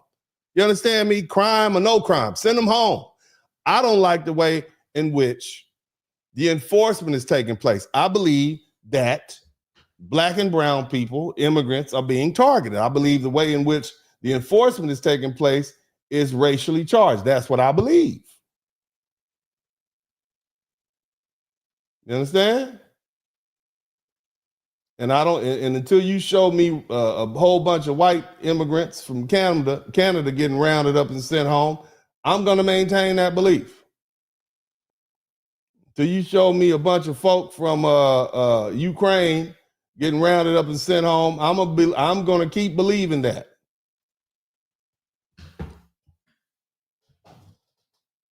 But again, they're defending the state's power. The police come first. Individual rights come last. If the cops say you're a problem, then whatever happens to you is justified. Then there's a smaller but very vocal group. That's where all the videos came from. The 2A crowd. Shout out to all the 2A people. They feel betrayed. They're saying things like, I'm not losing my First Amendment, Second Amendment, Third Amendment, Fourth, Fifth Amendment rights temporarily for security. They're pointing out the contradiction that the man had a legal gun, he didn't pull it, and he still got shot and killed. And for them, this looks like the government saying, if you have a gun, we don't like you, and we can kill you anyway. That's what it looks like to them. And that group understands the danger, but they're outnumbered. And the real conflict in the comments is simple. Most people are choosing order over freedom. They're basically choosing control over freedom. They would rather live under a strong police state than risk losing control under this racial hierarchy. And that's why you see comments like, you know, impeding federal law enforcement is a serious crime, don't agitate the red coats and people will get hurt and die, and they deserve it. You see, being sarcastic and facetious, but still people openly say that they're willing to give up their rights if it means the police stay in charge. And so when you step back and you look at the whole comment section, the message is clear. Back the blue beats the Second Amendment. State control beats individual rights. And a lot of people are okay with that as long as they believe the police are hurting the right people. Somebody type right people. You see? So again, this is ugly. This is very ugly. And a lot of Americans don't care about freedom the way they claim they do, the way we should. You care about control. You're fine with the police killing someone if that person makes the state uncomfortable. And let's be real. You've been fine with it for a long time, haven't you? Come on, white people. Come to the front. This is your day. I've been on you white people for about 3 or 4 days now. I'm going to go to the black people tomorrow. But I got to round this Friday up with you white people. You've been fine with it for a long time, haven't you? Tell the truth. As long as it was happening to black people, somebody typed the blacks in the chat room. Somebody typed the blacks in the chat. Were you all right when it was the blacks? Right? See, some of y'all cheered. Some of you all excused it. You justified it. Hell, you mocked the dead. Look. We watched. Remember how hard y'all cheered when George Floyd got unalived? Y'all remember that? Y'all made all sorts of foolish things. 9 minutes, this man had a knee on his neck. You see? We watched that. You say that man's name now, it's like it's a dirty word in certain circles. But see, the difference is he was a black man. So what that tells me is that as long as the police are enforcing the racial hierarchy, then the real Americans, they're willing to look the other way. And see, that tells you this. For many Americans, freedom is just a word. It sounds good on a flag or in a song, but when it costs them something, when it requires courage, then they fold. They would rather feel safe under force than free under risk. They were comfortable when the violence was pointed at black bodies. And now they're trying to pretend this is new because it's touched someone that looks like them. And so when people say land of the free, home of the brave, you got to ask yourself, free for who? Brave for what?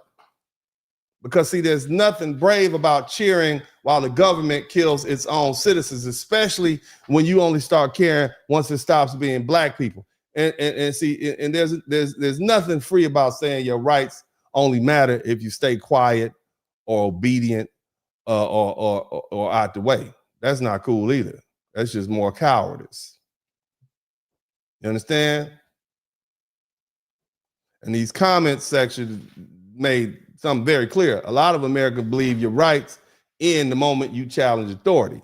If the police say you're a problem, then you deserve whatever happens to you. And that is not freedom. That's straight up submission. And people are openly saying they would rather live under a strong police state than risk the cops losing control because they enforce the racial hierarchy. We understand that. They're saying they don't mind losing their rights as long as the people are hurting the dark people. And that means rights are not principles to them. They are privileges handed out by the state and taken back when it's convenient. And see, that's not what free society looks like. Okay, that's what you need to understand. So let's stop lying to ourselves. Let me say it differently. You white folk need to stop lying because black people been knowing this. Our founding fathers understood this.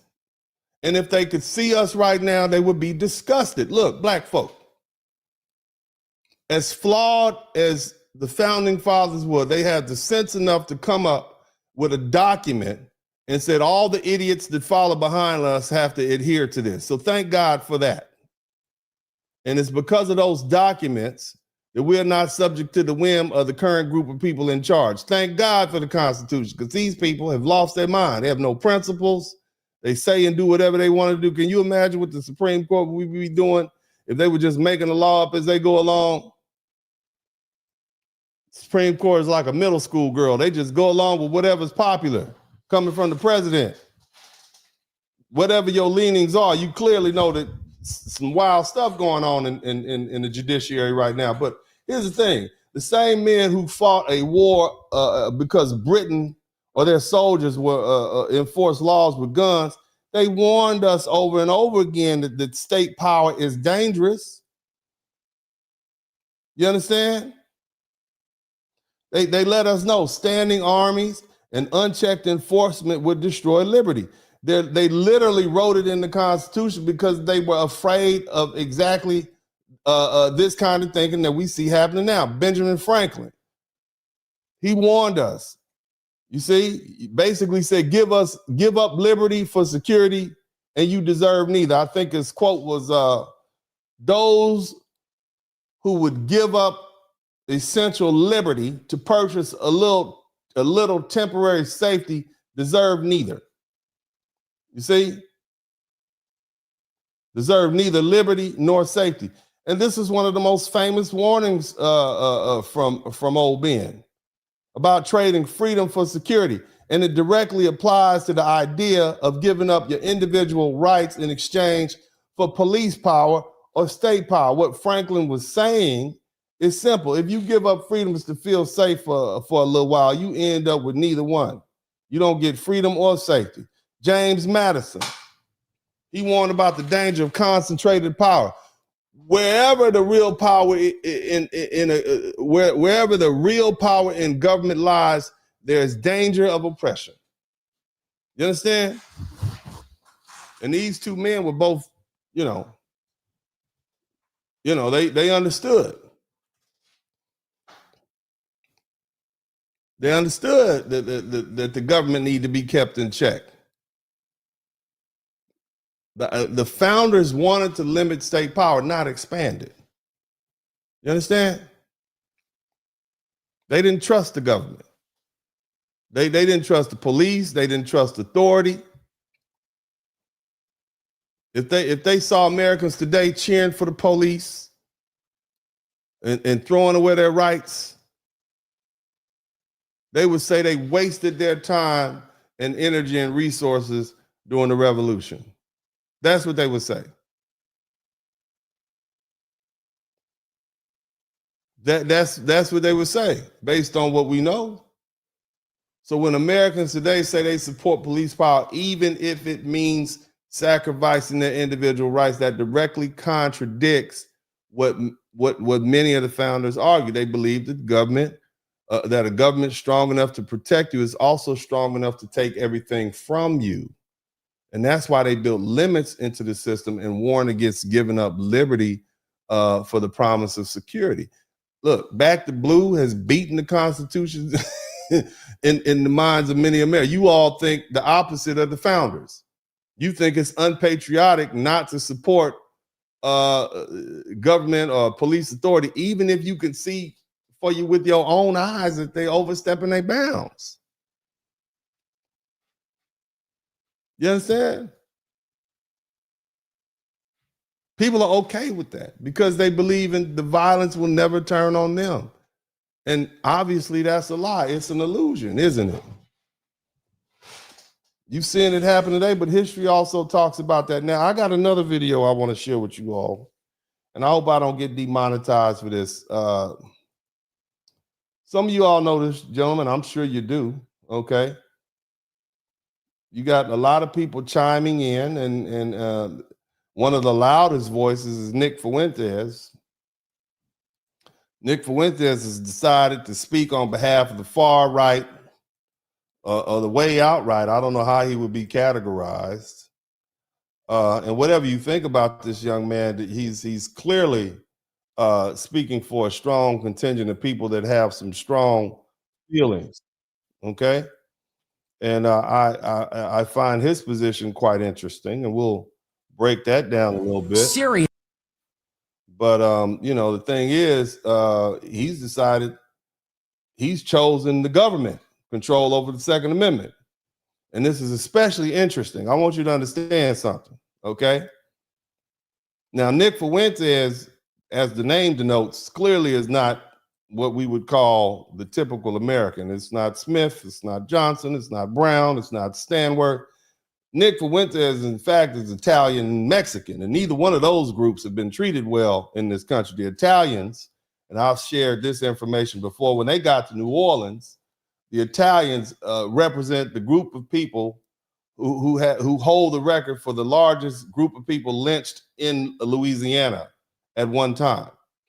They had signs up. You know, we always talk about the signs they had up for black people saying no, you know, no colored people. They also had no Mexicans. So these people have experienced a tremendous amount of racism, both open and violent, Italians and Mexicans. So Nick Fuentes, being an Italian Mexican, what that means to me is that the standards of white supremacy itself is not quite white. You understand? It's not quite white enough. He's not the right kind of white. And I find it astonishing that the white supremacist racists and the so-called real white people, the so-called heritage Americans, have outsourced this important job of being the mouthpiece of white supremacy to this brown dude. You all need to do better. You understand me? It tells me that you all have a shortage, a labor shortage. All right. And honestly, I'm thinking Nick Fuentes, if he can get this, maybe, if he can get this, all you black folk, we can apply for homeowner, a homeowner loan officer. We can get some head of HR, director jobs going on. I mean, if they hiring him to be the spokesperson for white supremacy, he's a Mexican Italian. We can become the director of hiring at some of these Fortune 500 companies. I mean, damn, it's wide open. I mean, after all, those are the biggest racial gatekeepers of black success in the USA. Hell, that's where the black dreams go to die. You know, not with fire hoses and dogs. We can handle that, but when your credit profile doesn't qualify, that's where to kill it. You understand? What do they say? We went with a more suitable candidate, or they start the conversation off with "unfortunately" at this time. See, that's the real deal. You see? But again, if white supremacy is short-staffed, that you got to hire Nick Fuentes, right? And that's where the openings have always been. You understand me? We here to help. All you black folks, y'all send out your applications. But it also points to me that the racial purity test is no longer as important as it used to be about usefulness. It's about who's willing to stay quiet and on the parts that need to be spoken out loud. You see, in other words, power matters more than purity now. The ideology will tolerate almost anything as long as what is left of this dying racial hierarchy is protected. Of course, in my mind, I'm thinking this is the best you got. That's all you got. This is your king. This is your king of white grievance rhetoric. You understand this guy here? I mean, let's just pause for a minute. I want y'all to think about something. For generations, black people before us they had to resist real racists. You understand? Real racist white men, the real deal. I mean, hardcore, stomp down, bad to the bone, card carrying, Klan, redneck, revenge, put the R in racist white men. The what? Bull Connor? Bull Connor? They had Andrew Jackson, Robert E. Lee. Damn. They had Nathan Bedford Forrest. They had a man with 3 last names. You know he's a redneck rider. You understand me? I mean, these dudes were the real deal. They were undefeated. They were unscored upon. They are the back-to-back champions of white supremacy. The Mount Rushmore of racists. They're the greatest of all time. They're the Michael Jordan, Kobe Bryant, Magic Johnson, Shaquille O'Neal of racism, never to be challenged. They're the people that racists look up to. They're the racist racists. They want some damn half-pint internet personality. You understand who Bull Connor was? The man put fire hoses on kids, put dogs on old ladies. It was like a hobby. Andrew Jackson said, "You Native Americans, y'all got to go." And they went. Hell, Robert E. Lee was the hero of slavery. You understand? And then Nathan Bedford Forrest, a grand wizard of grand wizards. And then we get Nick Fuentes.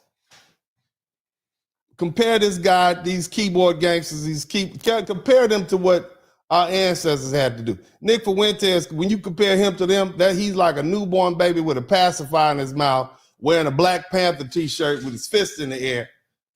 You understand? That's what he is.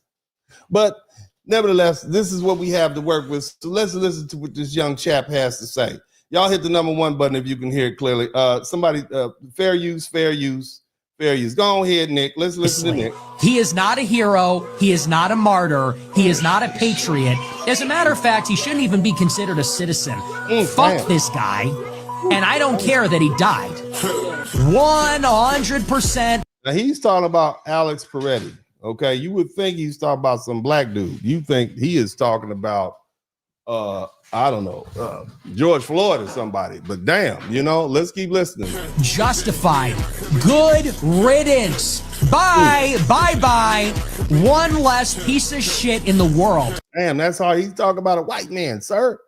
Sir, you can't talk about a white man like that. Nick, what is wrong with you, Nick? Cut it out. Let's keep listening. Somebody type family friendly in the chat room. Somebody type family friendly in the chat room, because we have to make sure that YouTube understands that this is a family friendly broadcast. And I don't want to be demonetized because Hot Boy Nick is being a prick. You understand me? We don't want that. We don't want Nick to demonetize my channel. Somebody type family friendly. This is family friendly in the chat room all day, every day. We got to make sure we keep that popping. All right, let's continue. Good riddance. This is not a nurse, a veteran, whatever. This is a psycho. Who did he become a psycho, Nick? Does this? Think about how psycho you have to be. This guy is out there, and what did he do, Nick? He had a gun. He's holstered.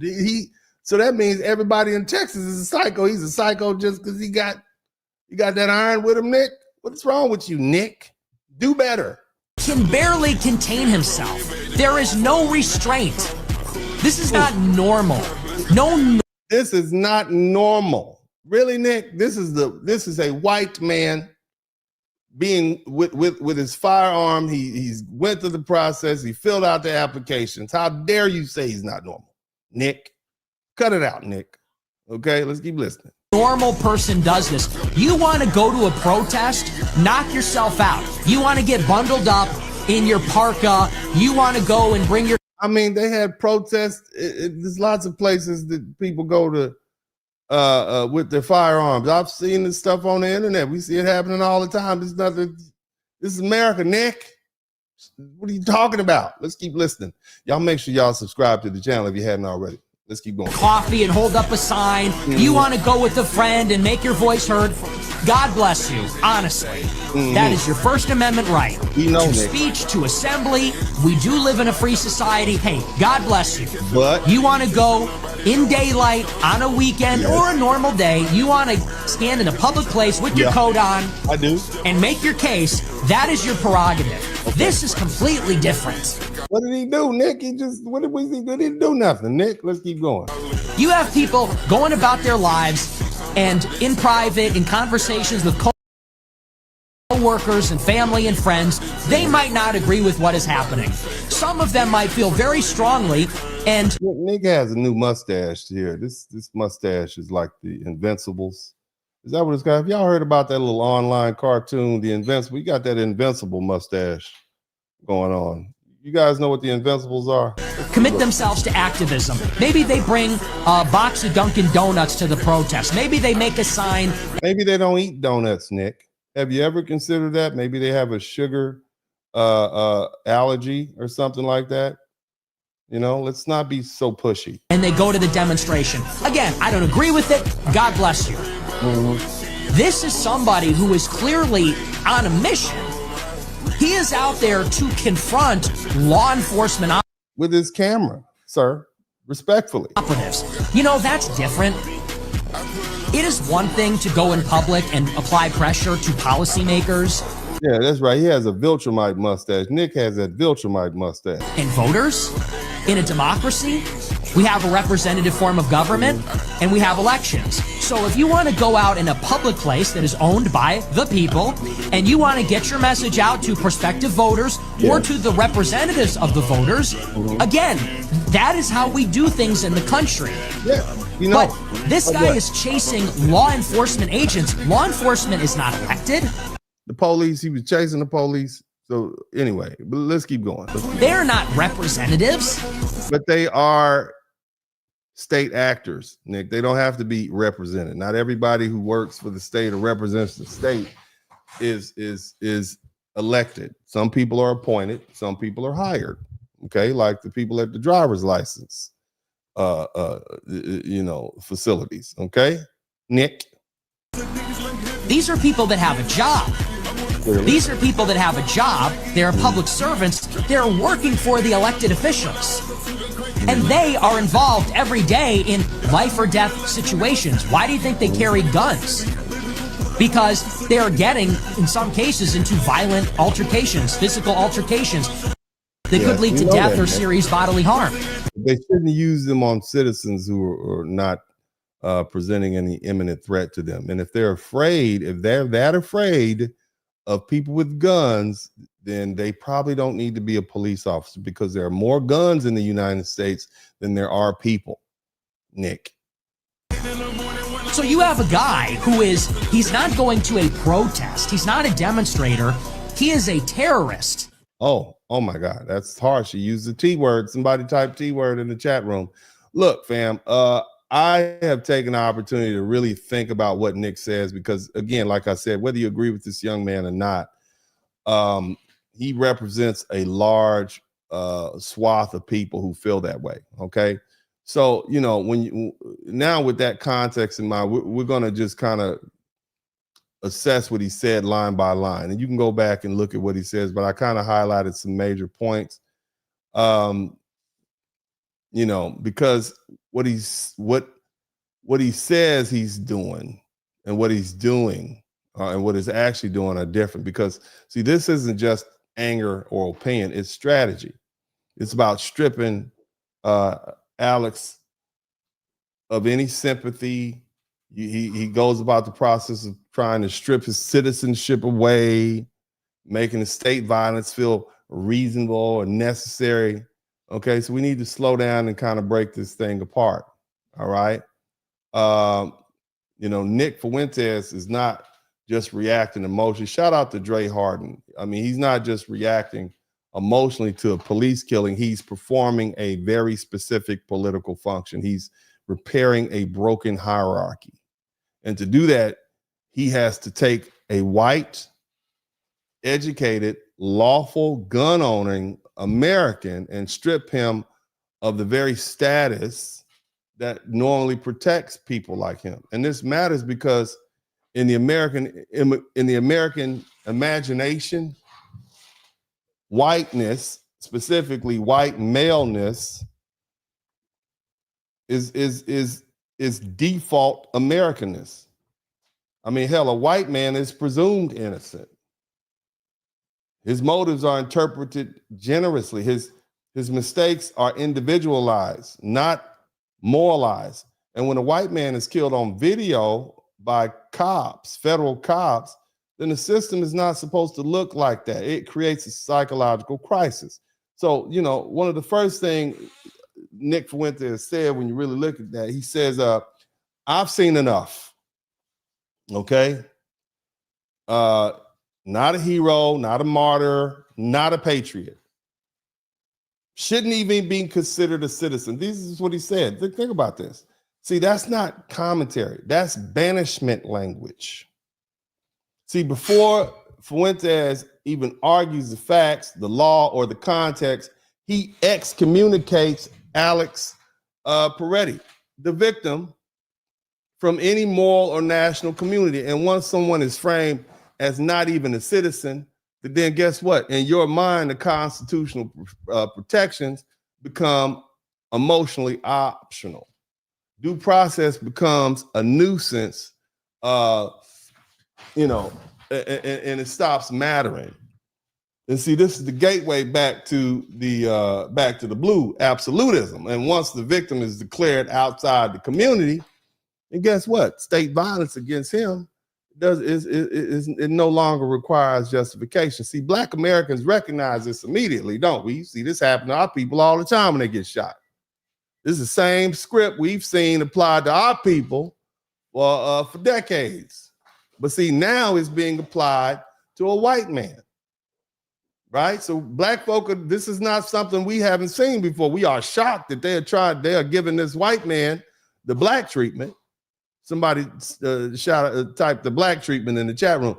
Look, what else did Nick say? I don't care that he died. It's 100% justified, good riddance. Number one, that's prejudgment disguised as certainty. Okay, and Nick is announcing the verdict before the evidence is resolved. And that's not analysis, that's just closure. Let's move past this. You see, and at this time, these statements, you got video evidence that's out there being contested, right? The DHS, everybody's saying he wasn't brandishing a weapon. We all saw that.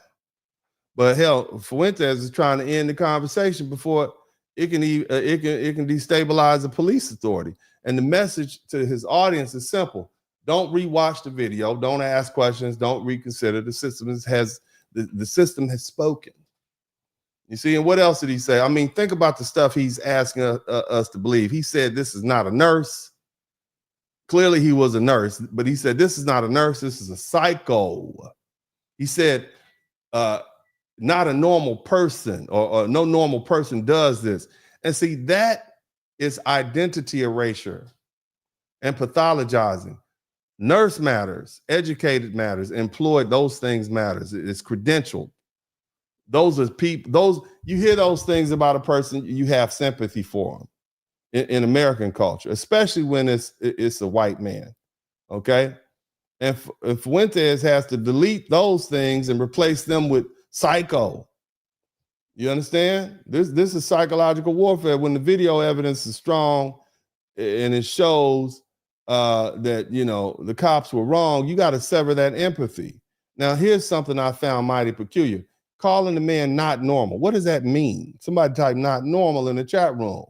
It's really a way of saying don't see yourself in him.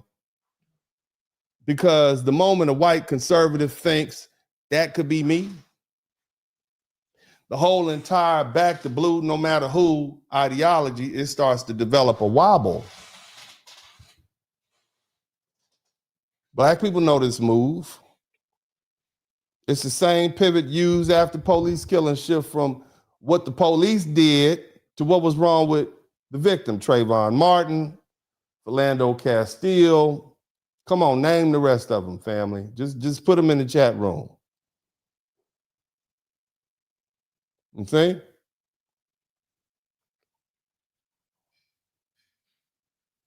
And here's another one I found. A protest is fine, coffee, sign, God bless you.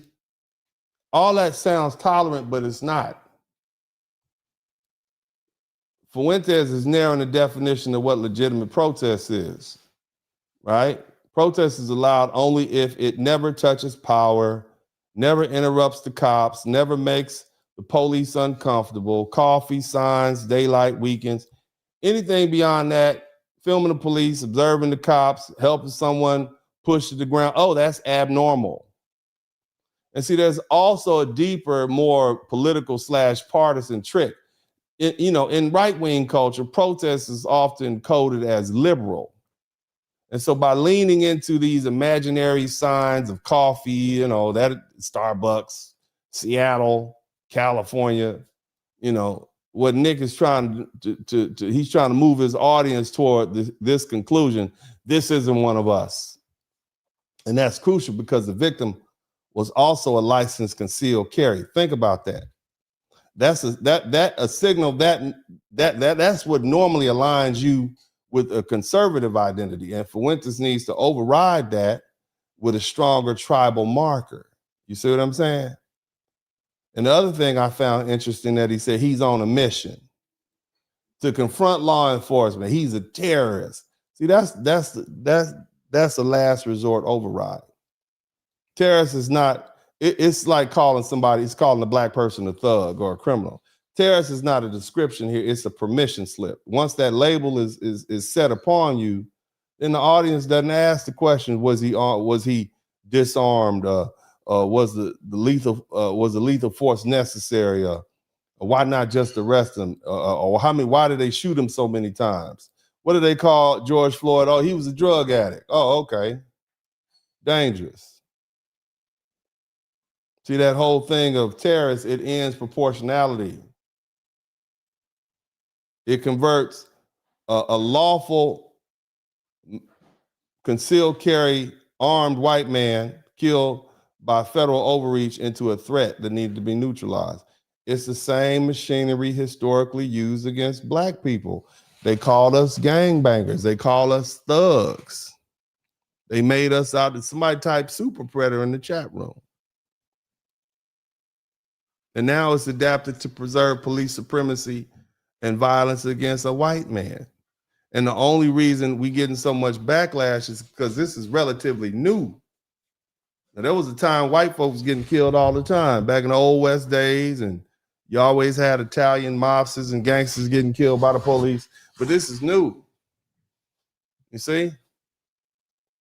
And see, here's the part that makes white society uncomfortable. When Philando Castile, a black man, a lawful black gun owner, was killed, many people defaulted immediately to the officer's fear.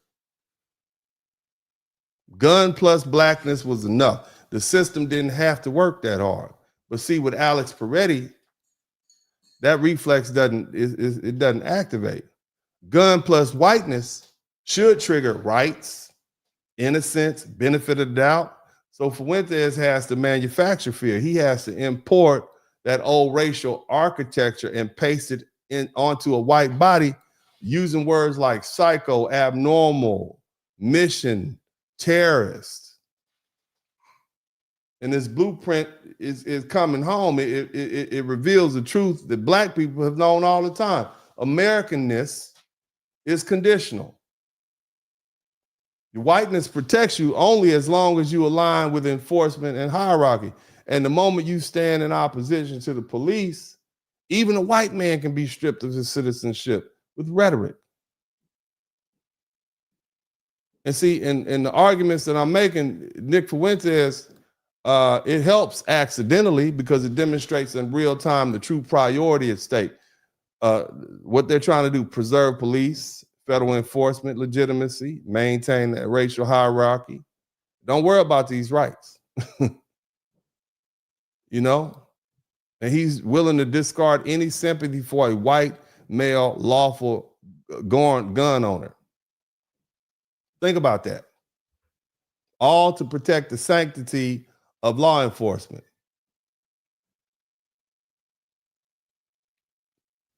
I mean, this man and all these people, they're trying to stop what they perceive as a dangerous thought from spreading among his audience and anybody else. If the state can do that, and this is the danger, because see, folk are saying, well, hell, you know, I get it when it happens to a black person. I hear it when the blacks get undone by unalived by the cops. But when it happens to a white man, it's not sticking.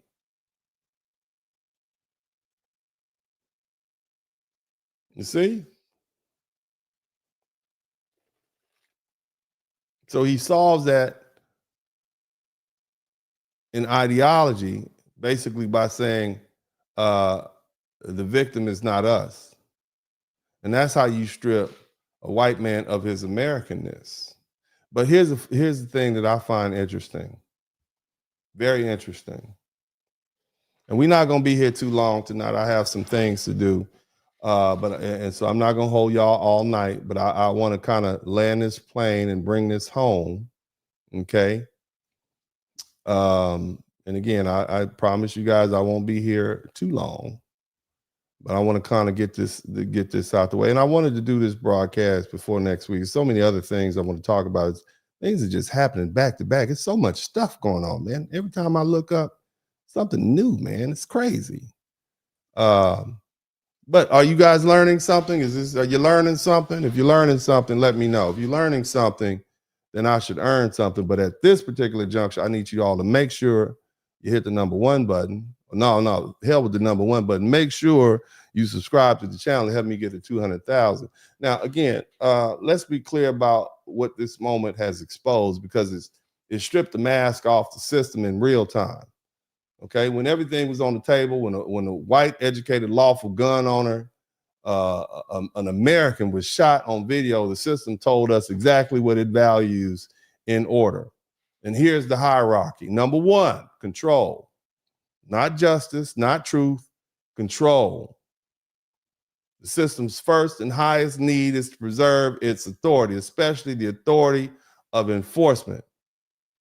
And the moment control is threatened, everything else becomes negotiable, even white lives. Somebody type white lives matter in the chat room. Somebody type white lives matter in the chat room. Go ahead. Not to the government when you get in the way of control. Now, number 2, institutional legitimacy. Police power, okay? The badge, the uniform. The idea that the state must never appear wrong or weak or constrained. Because see, if legitimacy cracks, then obedience follows. So legitimacy must be defended at all costs, even by rewriting reality. Y'all know that man was a white, lawful gun owner. Why are you calling him a terrorist? He's a nurse. Why? Crazy. Think about that. They want you not to believe your lying eyes. They will literally rewrite history in front of your face, rewrite reality, and make you think you didn't see what you saw. The man was on his knees. All he was doing, he had the camera in one hand like this, and they popped him. Think about that. Number 3, control and hierarchy. Who's allowed to confront power and who's not? Who can carry a gun safely and who becomes a threat the moment they do? And see, this is where race historically did the heavy lifting, but what you're seeing now is hierarchy defending itself without race as a cover. You see? Used to be just black folk getting shot. Okay? Now you got white men getting shot. Now the fourth thing is your rights. This is the hierarchy. The First Amendment, the Second Amendment, due process. Apparently, these are not foundations. These are permissions. They are honored when it's convenient and reinterpreted when it's inconvenient. And the moment rights interfere with control, they lose. And what's dead last? The individual.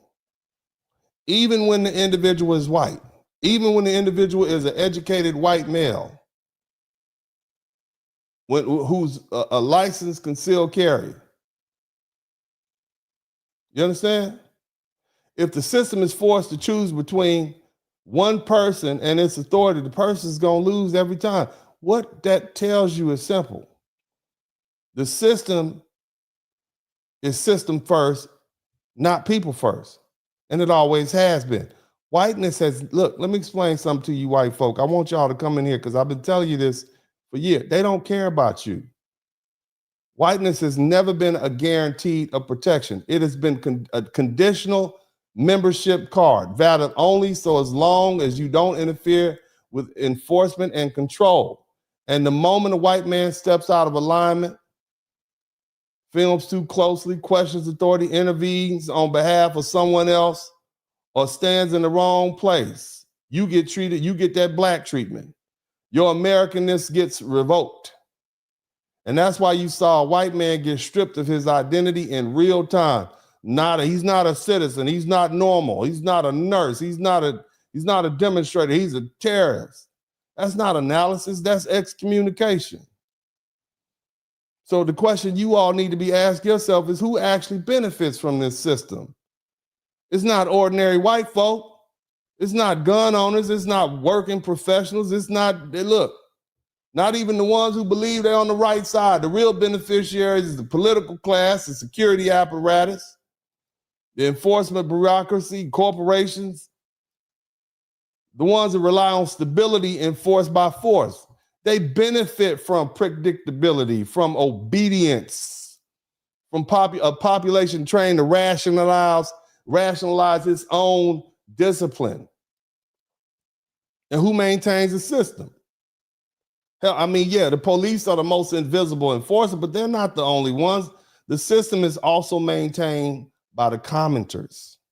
You folk who justify that violence after the fact. I'm talking to all y'all listening to this broadcast.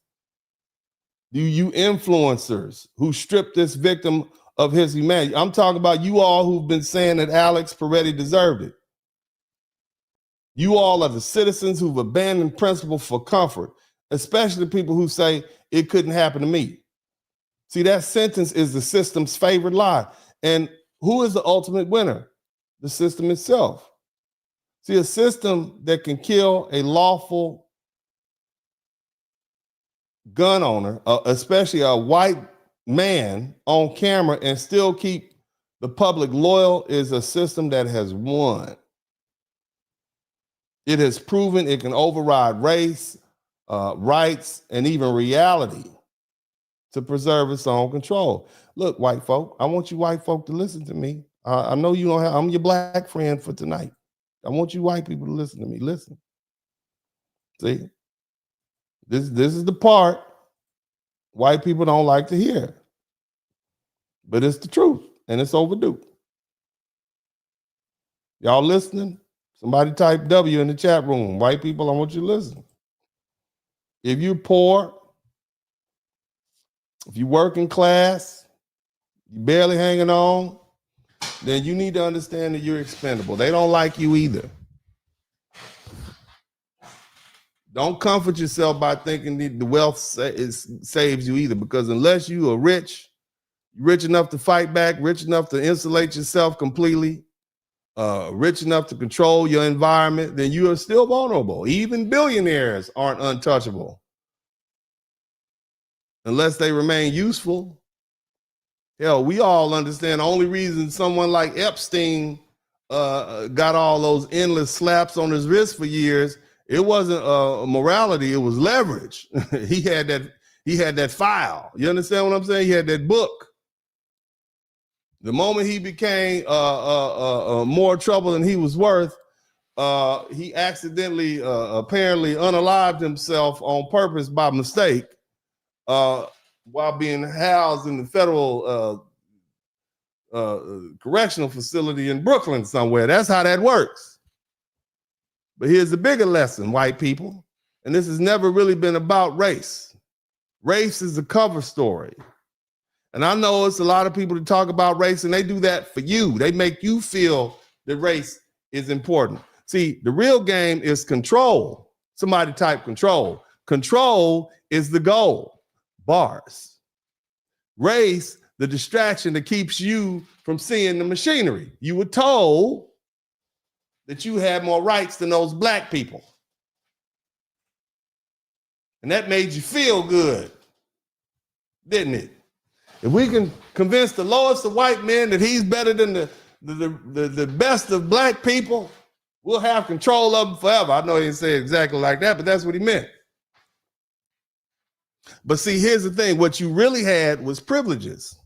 You had temporary permissions that worked as long as you stayed convenient. And now you're watching those privileges disappear real time. Your job's been outsourced. Your wages have been crushed. Your dignity has been stripped. You confused because you were told that this country was built for you. This is a white man's country. But your right to work, your right to stability, your right to be treated as a full American was never guaranteed. It was all conditional. It was the trick that kept the system running. And at least, hey, you're better than the black people. You're better than those Indians, the savages, and Negroes. As long as you believe that, you didn't notice who was actually taken from you, did you? You didn't notice who was consolidating power. You didn't notice that you were being controlled. You understand? In fact, you didn't notice that control was the priority. And now, push comes to shove, you're saying the truth, aren't you?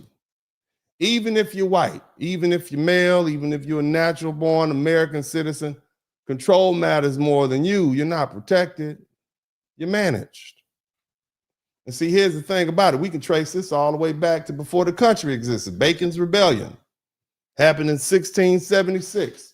Poor whites, indentured servants, enslaved Africans rose up together against the Virginia's colonial elite, the governor, English governor, terrified the ruling class because it proved that the real threat wasn't race, it was unity. Somebody type unity in the chat room. Somebody type, I'm rubbing it into white people. Yeah, I know white, they need their talking too.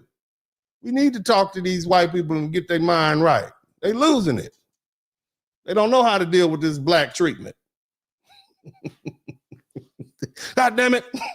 What the hell happened? How in the hell did they shoot a white man? They're losing it. This is messing them up. Unity. That's the threat to control, unity. And the response that the elite put upon those poor blacks, whites, browns, indentures, all of the response, it was deliberate. What did they do? They split the rebels up by color. They say, look, white folk, hey, we know, come on over here with us. You'll be like us. I'm a rich white man. They wrote some laws. They rewrote the laws and they hardened the racial categories. I know you're kind of like, but you're not quite white. So you go over there with the colors. You see? And you're white. You're white. So we're going to give you some more privilege. You can drink at this water faucet. We'll give you some of this and some of that. But you're like us. And basically what they did was they extended these little privileges to the poor whites. Somebody type poor whites in the chat room. Just enough, not much, just enough to buy loyalty. And the black people would push further down to keep the two groups from aligning again. As long as they feel, well, I'm better off than the blacks. So, I'll hang out over here. And so what happened? Race became a wedge, not because it was natural, because it was useful. And that strategy worked, and it's been working for centuries. Hell, we still live inside of it. But see, here's the problem. Here's what's going on. Now the demographics are changing. And some of you think you can bargain with these elites. I'm talking to you white folk. You think you can bargain with these elites. If we just get more white people back in charge, if we could just have more white babies, somebody type white babies. Okay, if we can do that, then we can get the old deal back again. Let's bring it back to the 50s. Look, man, that deal is gone. The elites have moved on. They don't need you the way they once did. They will work with whomever serves control best. Light brown, dark brown, black, immigrant, citizen, it doesn't matter. If Martians came down from Mars, they were and were able to help them maintain control and their wealth over your white behind, they will work with the Martians. They will work with whoever serves control best. Loyalty to power matters no more than color now. That's the hard truth. You've been hoodwinked. You've bamboozled. You've been led astray. The system you all defended, that system of white supremacy, racism that you love with all your heart, it never loved you back. It used your white behind.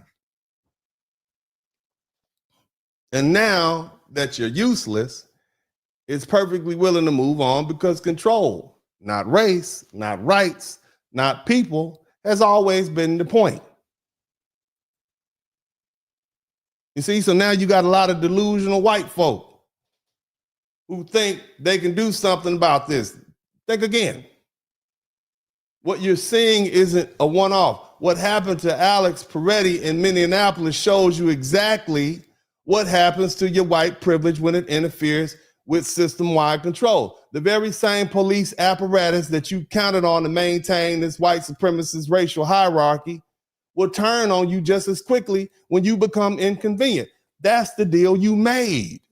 And now that deal has expired. See, the police shooting was unlikely in the sense that the system normally doesn't shoot and kill educated, law-abiding white men, especially on camera.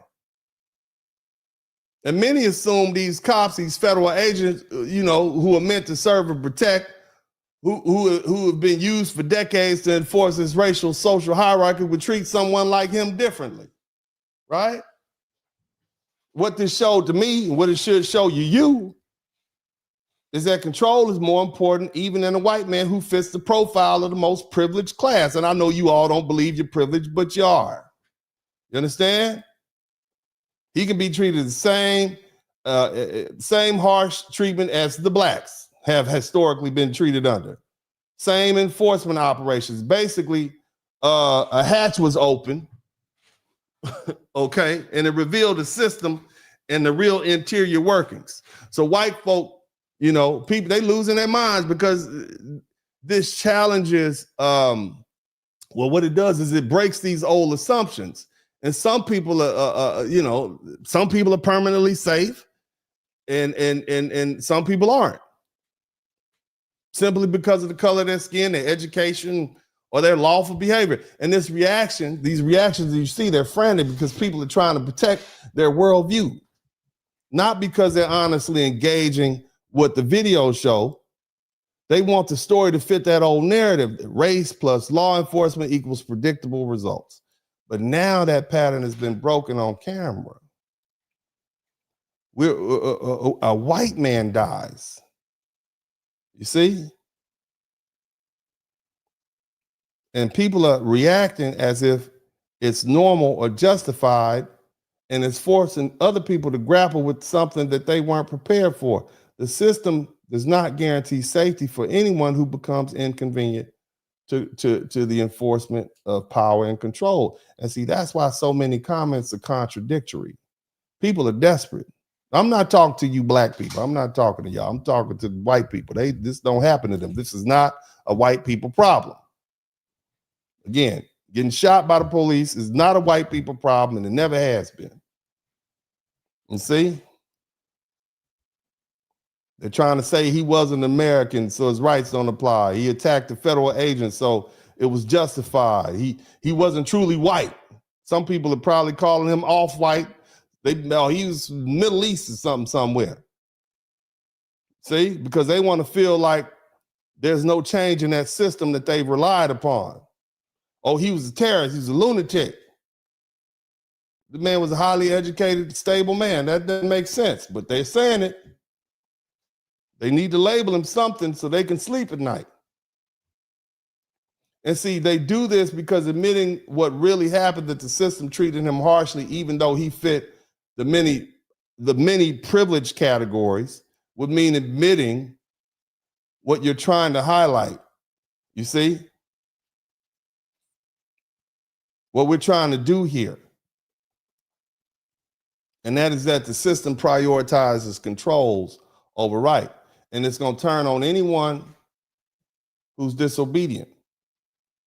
In other words, what happened to Alex is like a spotlight shining inside a machine. And once people see it, you try to explain it away with these lies and exaggerations, rather than believe, you want to believe these false narratives rather than accept the truth. And that's where all this confusion is coming from. And see, here's the thing. Why is the system collapsing? And I know I'm long-winded, but I'm a lawyer. That's what I do. Look, it's racial hierarchy, this white supremacy racism has outlived this system. Look, the system was flawed from its inception. It was always an illusion. It's another system. It's no different than monarchy, theocracy, or any other system designed to control human beings. Religion, it was never a permanent guarantee for ordinary people. And you all are ordinary. All you poor people, you're ordinary. It was fragile. It's a fragile social contract built on control and the illusion of rights. And right now, that illusion is cracking. It's collapsing because of demographic and economic realities of the 21st century. Just ain't enough white people around for y'all to be helpful. And the elites are willing to work with anyone who can help them maintain control. That means people in other places. And see, what matters more to them is not your color, but obedience and predictability. Not your race, not your nationality. You were told this country was built for you, but what you had was not rights. You see? You had privileges granted to you by them. Those privileges kept you complacent. They distracted you with the belief that you were better than the darker people. All the system had to do was convince you that you were better, and you stayed quiet, even though if you really looked around, you had a lot less than many of them did. And in fact, when you realized they had more than you and you thought you were supposed to be promised more, you went and burned their things down. That's what happened to Tulsa, Oklahoma, Rosewood, Elaine, Arkansas, Wilmington, Delaware. That's why you do what you do.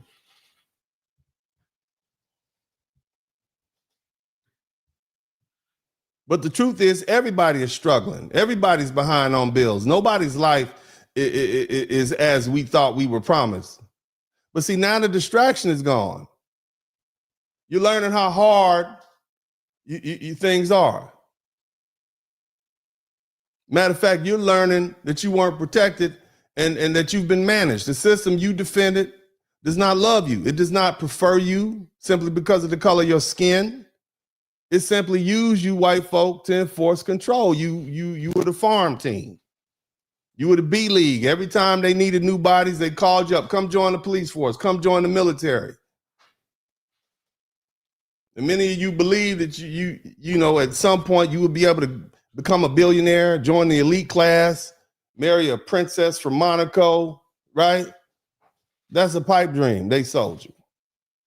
All they gave you white folks was methamphetamines and PTSD from protracted wars. You thought if you repeated enough of this racist rhetoric and you followed enough of these rules and you abided by the social contract and you stayed loyal long enough, they let you sit at the table.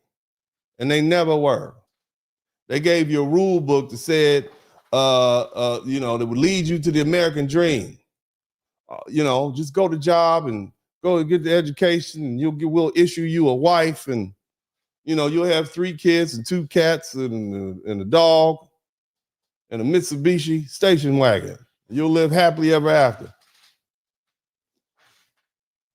Hell, even if you did follow every rule, all it did was turn you into a hyped up, degreed worker, just another cog in the machine helping maintain the system. Hell, Hollywood, media, the culture told you that you were special. Told white men they were special. All the superheroes special.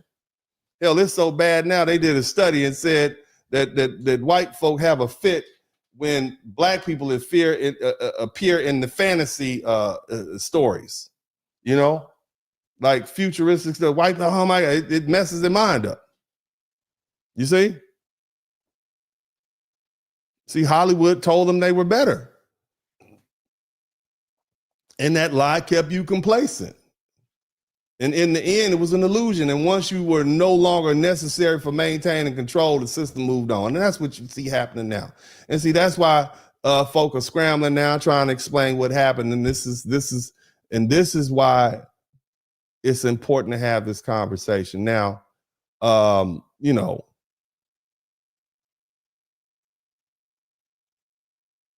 they want to believe that this man was wrong. They want to believe he wasn't American enough. He wasn't white. He wasn't normal. They want to say he was a lunatic. He was a terrorist. He was about to unalive police officers, you know. We all know that's not true. Same thing that happens with black people. We know that's not true. Yet many of you accept that lie because it's easier than admitting what this moment really means. And I want all you people to come close, all you white folk to come as close as possible. And I'm going to tell you in simple terms what this means. It means, regarding this white supremacy, racism, and all this stuff, it means you've been played. That's what it means. You're suckers. Well, like I said, I'm not going to be here all night. I want to take the opportunity to thank the 6 people who learned something tonight and contributed to the super chat. I want to thank the 6 people for taking the time and contributing to the super chat. I certainly appreciate you all.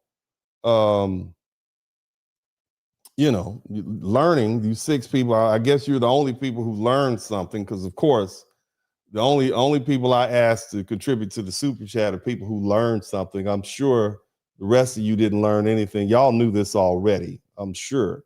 So thank the 6 people who contributed to the super chat. I'd hope that at some point we could get to 10 super chats, but obviously, you know, I got to do a better job. Okay, so I'll do the best I can to do better.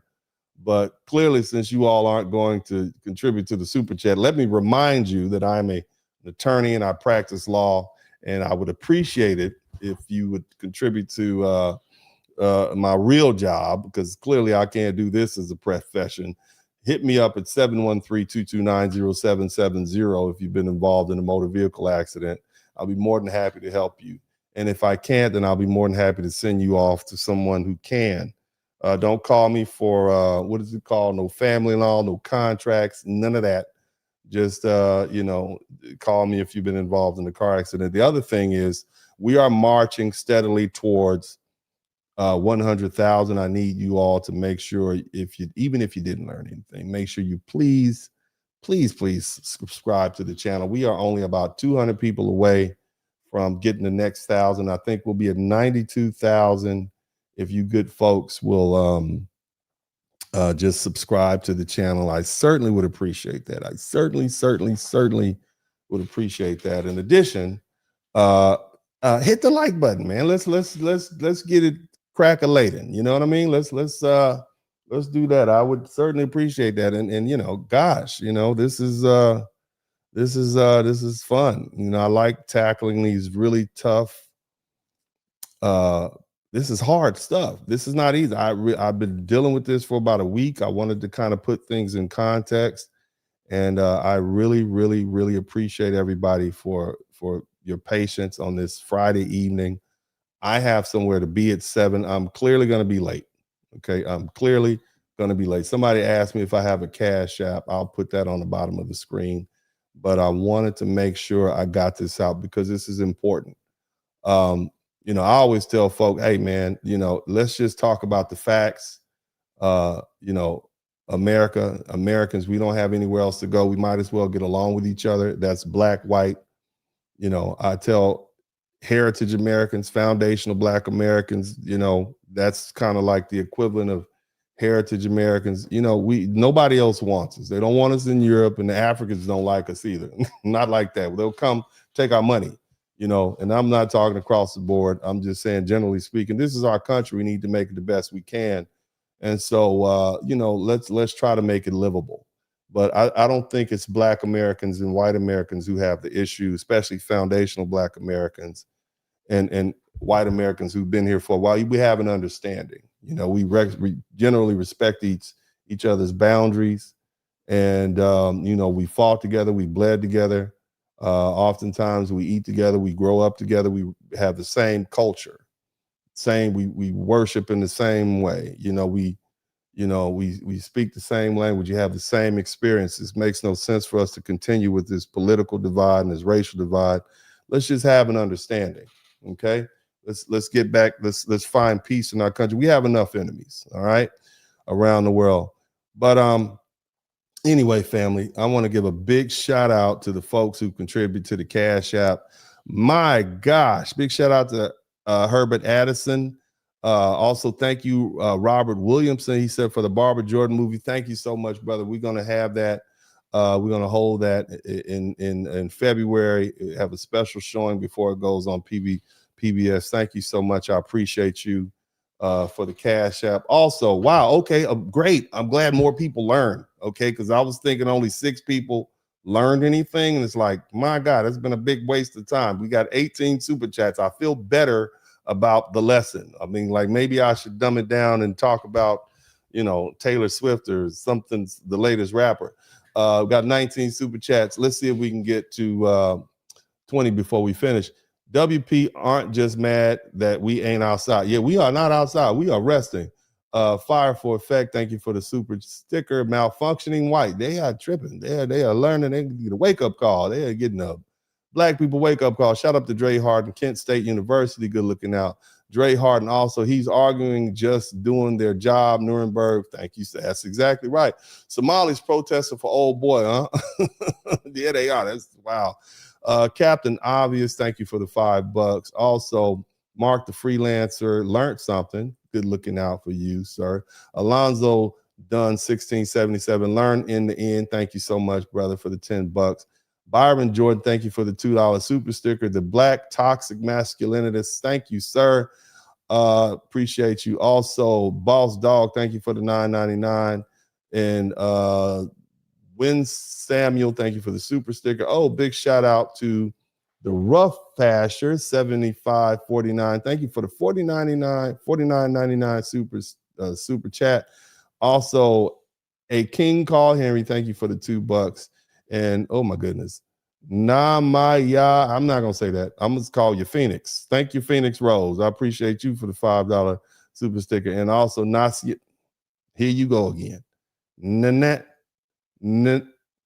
Nancy, I'm gonna call you Nanny. That's your name. Thank you, Nan. I appreciate you. And Unique Q938, thank you so much. Michael N736, I appreciate you. I appreciate you too. And GCLA 6024. All right, so we got 20 super chats. Here's the thing, man. Let's go ahead and just bring this thing on home. Look, thank you all for the super chats. You guys are the real MVPs. I appreciate you showing me that you learned something. Please, folks, please hit the subscribe button. Now, let's go ahead and talk about this. Let's be clear about something. None of this had to happen, okay? What unfolded right now, the outrage, the confusion, the division, it could have been avoided if white America had seen clearly what Black America has been saying for generations. You understand? You know what I mean when I say that? Let me show you what I mean when I say that. We've been telling you, haven't we been telling you this for a long time? Have you say you didn't know? You saying you guys didn't know? Y'all didn't know? You sure you didn't know? You sure?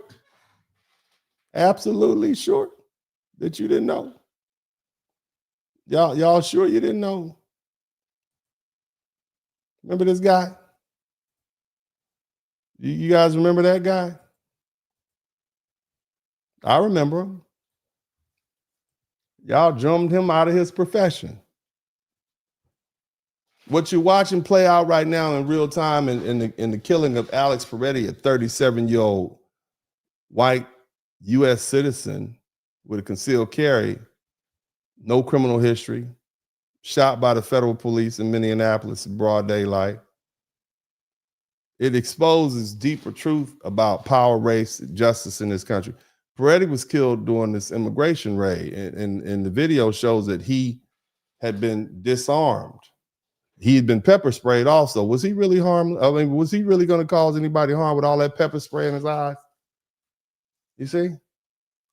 But see, here's the thing. This moment didn't emerge out of nowhere. Because see, for centuries, Black people in this country have lived under a system that treated us like we were less than fully American.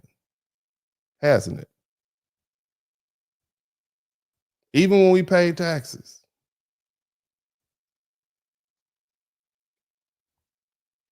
Even when we fought in all the same wars.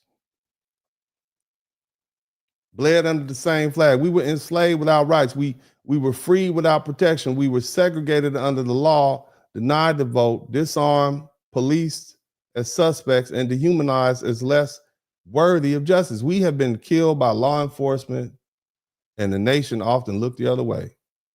And see, if people had cared, if they really cared, then the precedent would not have been set for what you're now watching happen to someone who should fall within the most protected or privileged class.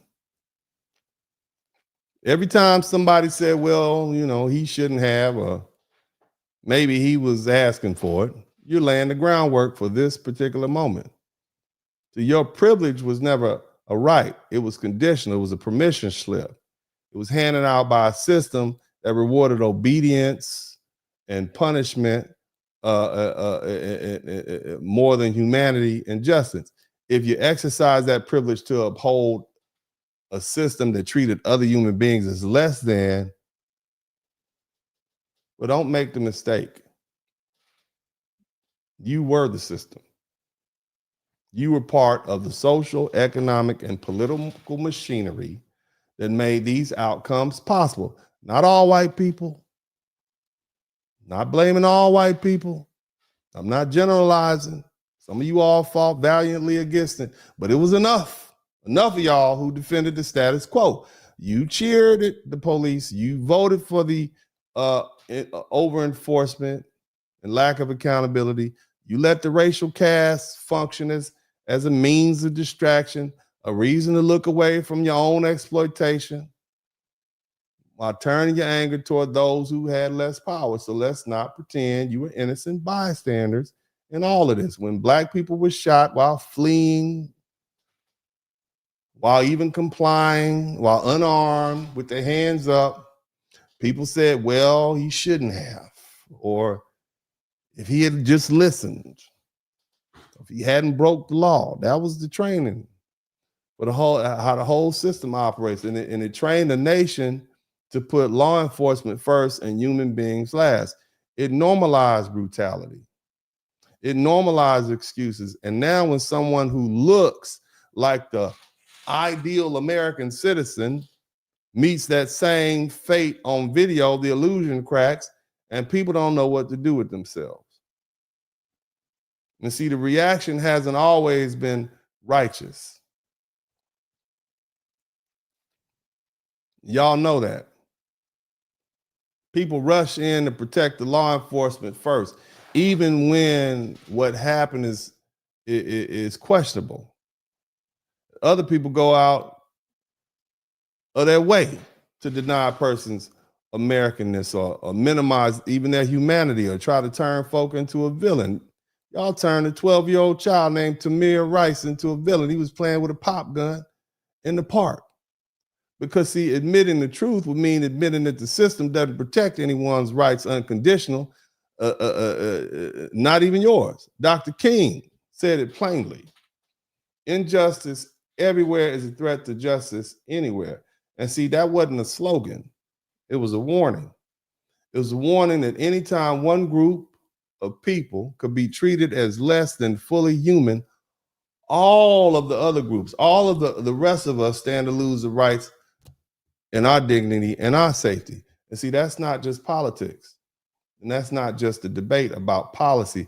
This is a reckoning with the fact that the framework built to enforce order in America and control has been built at the expense of justice for millions of people, and that when the system no longer needs that illusion of racial privilege to keep you aligned, it drops it.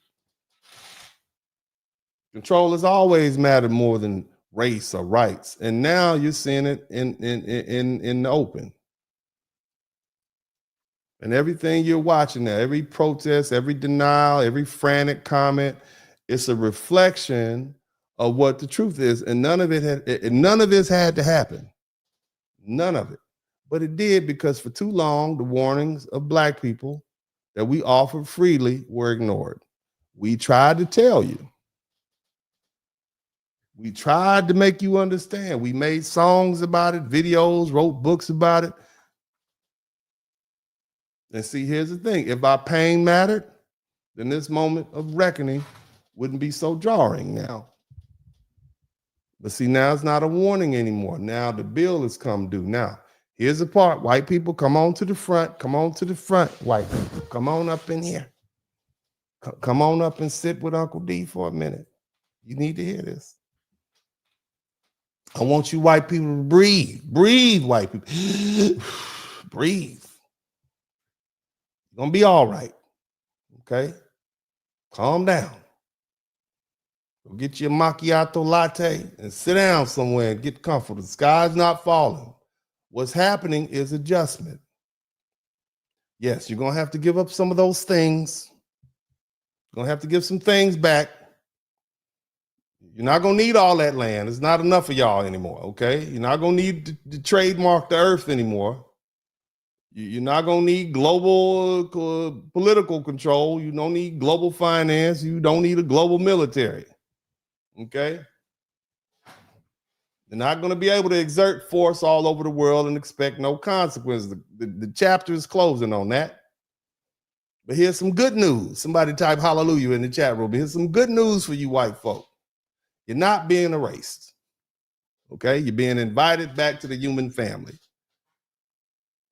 See, for thousands of years, human beings live without one group sitting permanently at the top on everyone else's shoulders. That's how nature works. See, that's how history works. And see, and it's not how the future is going to work. Okay. White people have done some amazing things. Let's give white people credit. You've been exceptionally skilled at managing resources. Y'all are great managers, organizing systems and coordinating large scale human activity, like the slave trade. Y'all were great at that. Co-opting resources, plundering, there's other words we can use, but managing, we get it. And see, there's a place for everybody in this world going forward, but that place is not at the top by default because of the color of your skin. That illusion is gone, okay? And honestly, it was never sustainable anyway. You are less than 7% of the world population. You don't even have a birth rate that can sustain your own numbers, let alone dominate billions of people forever. That's not hatred, that's math. That's nature. Fighting it is exhausting, it is pointless, and it's unnecessary. So stop panicking. Stop raging. Stop clinging to a system that has already expired. You don't have to rule the world to exist in it. You don't have to dominate humanity to belong to it. And see, this moment, yes, even this tragedy of the death of Alex Peretti and and the young lady who died 2 weeks before, it can be something positive if you let it.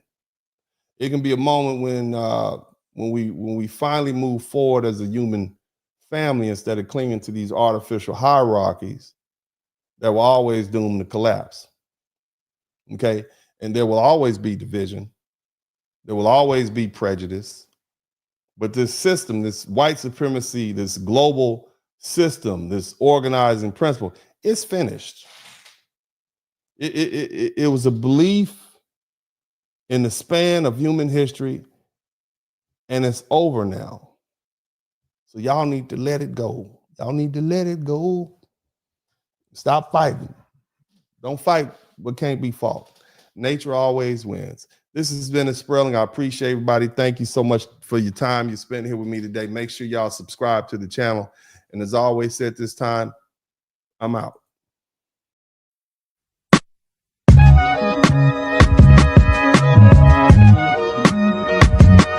In the Spurling Podcast. Hit the like button, subscribe.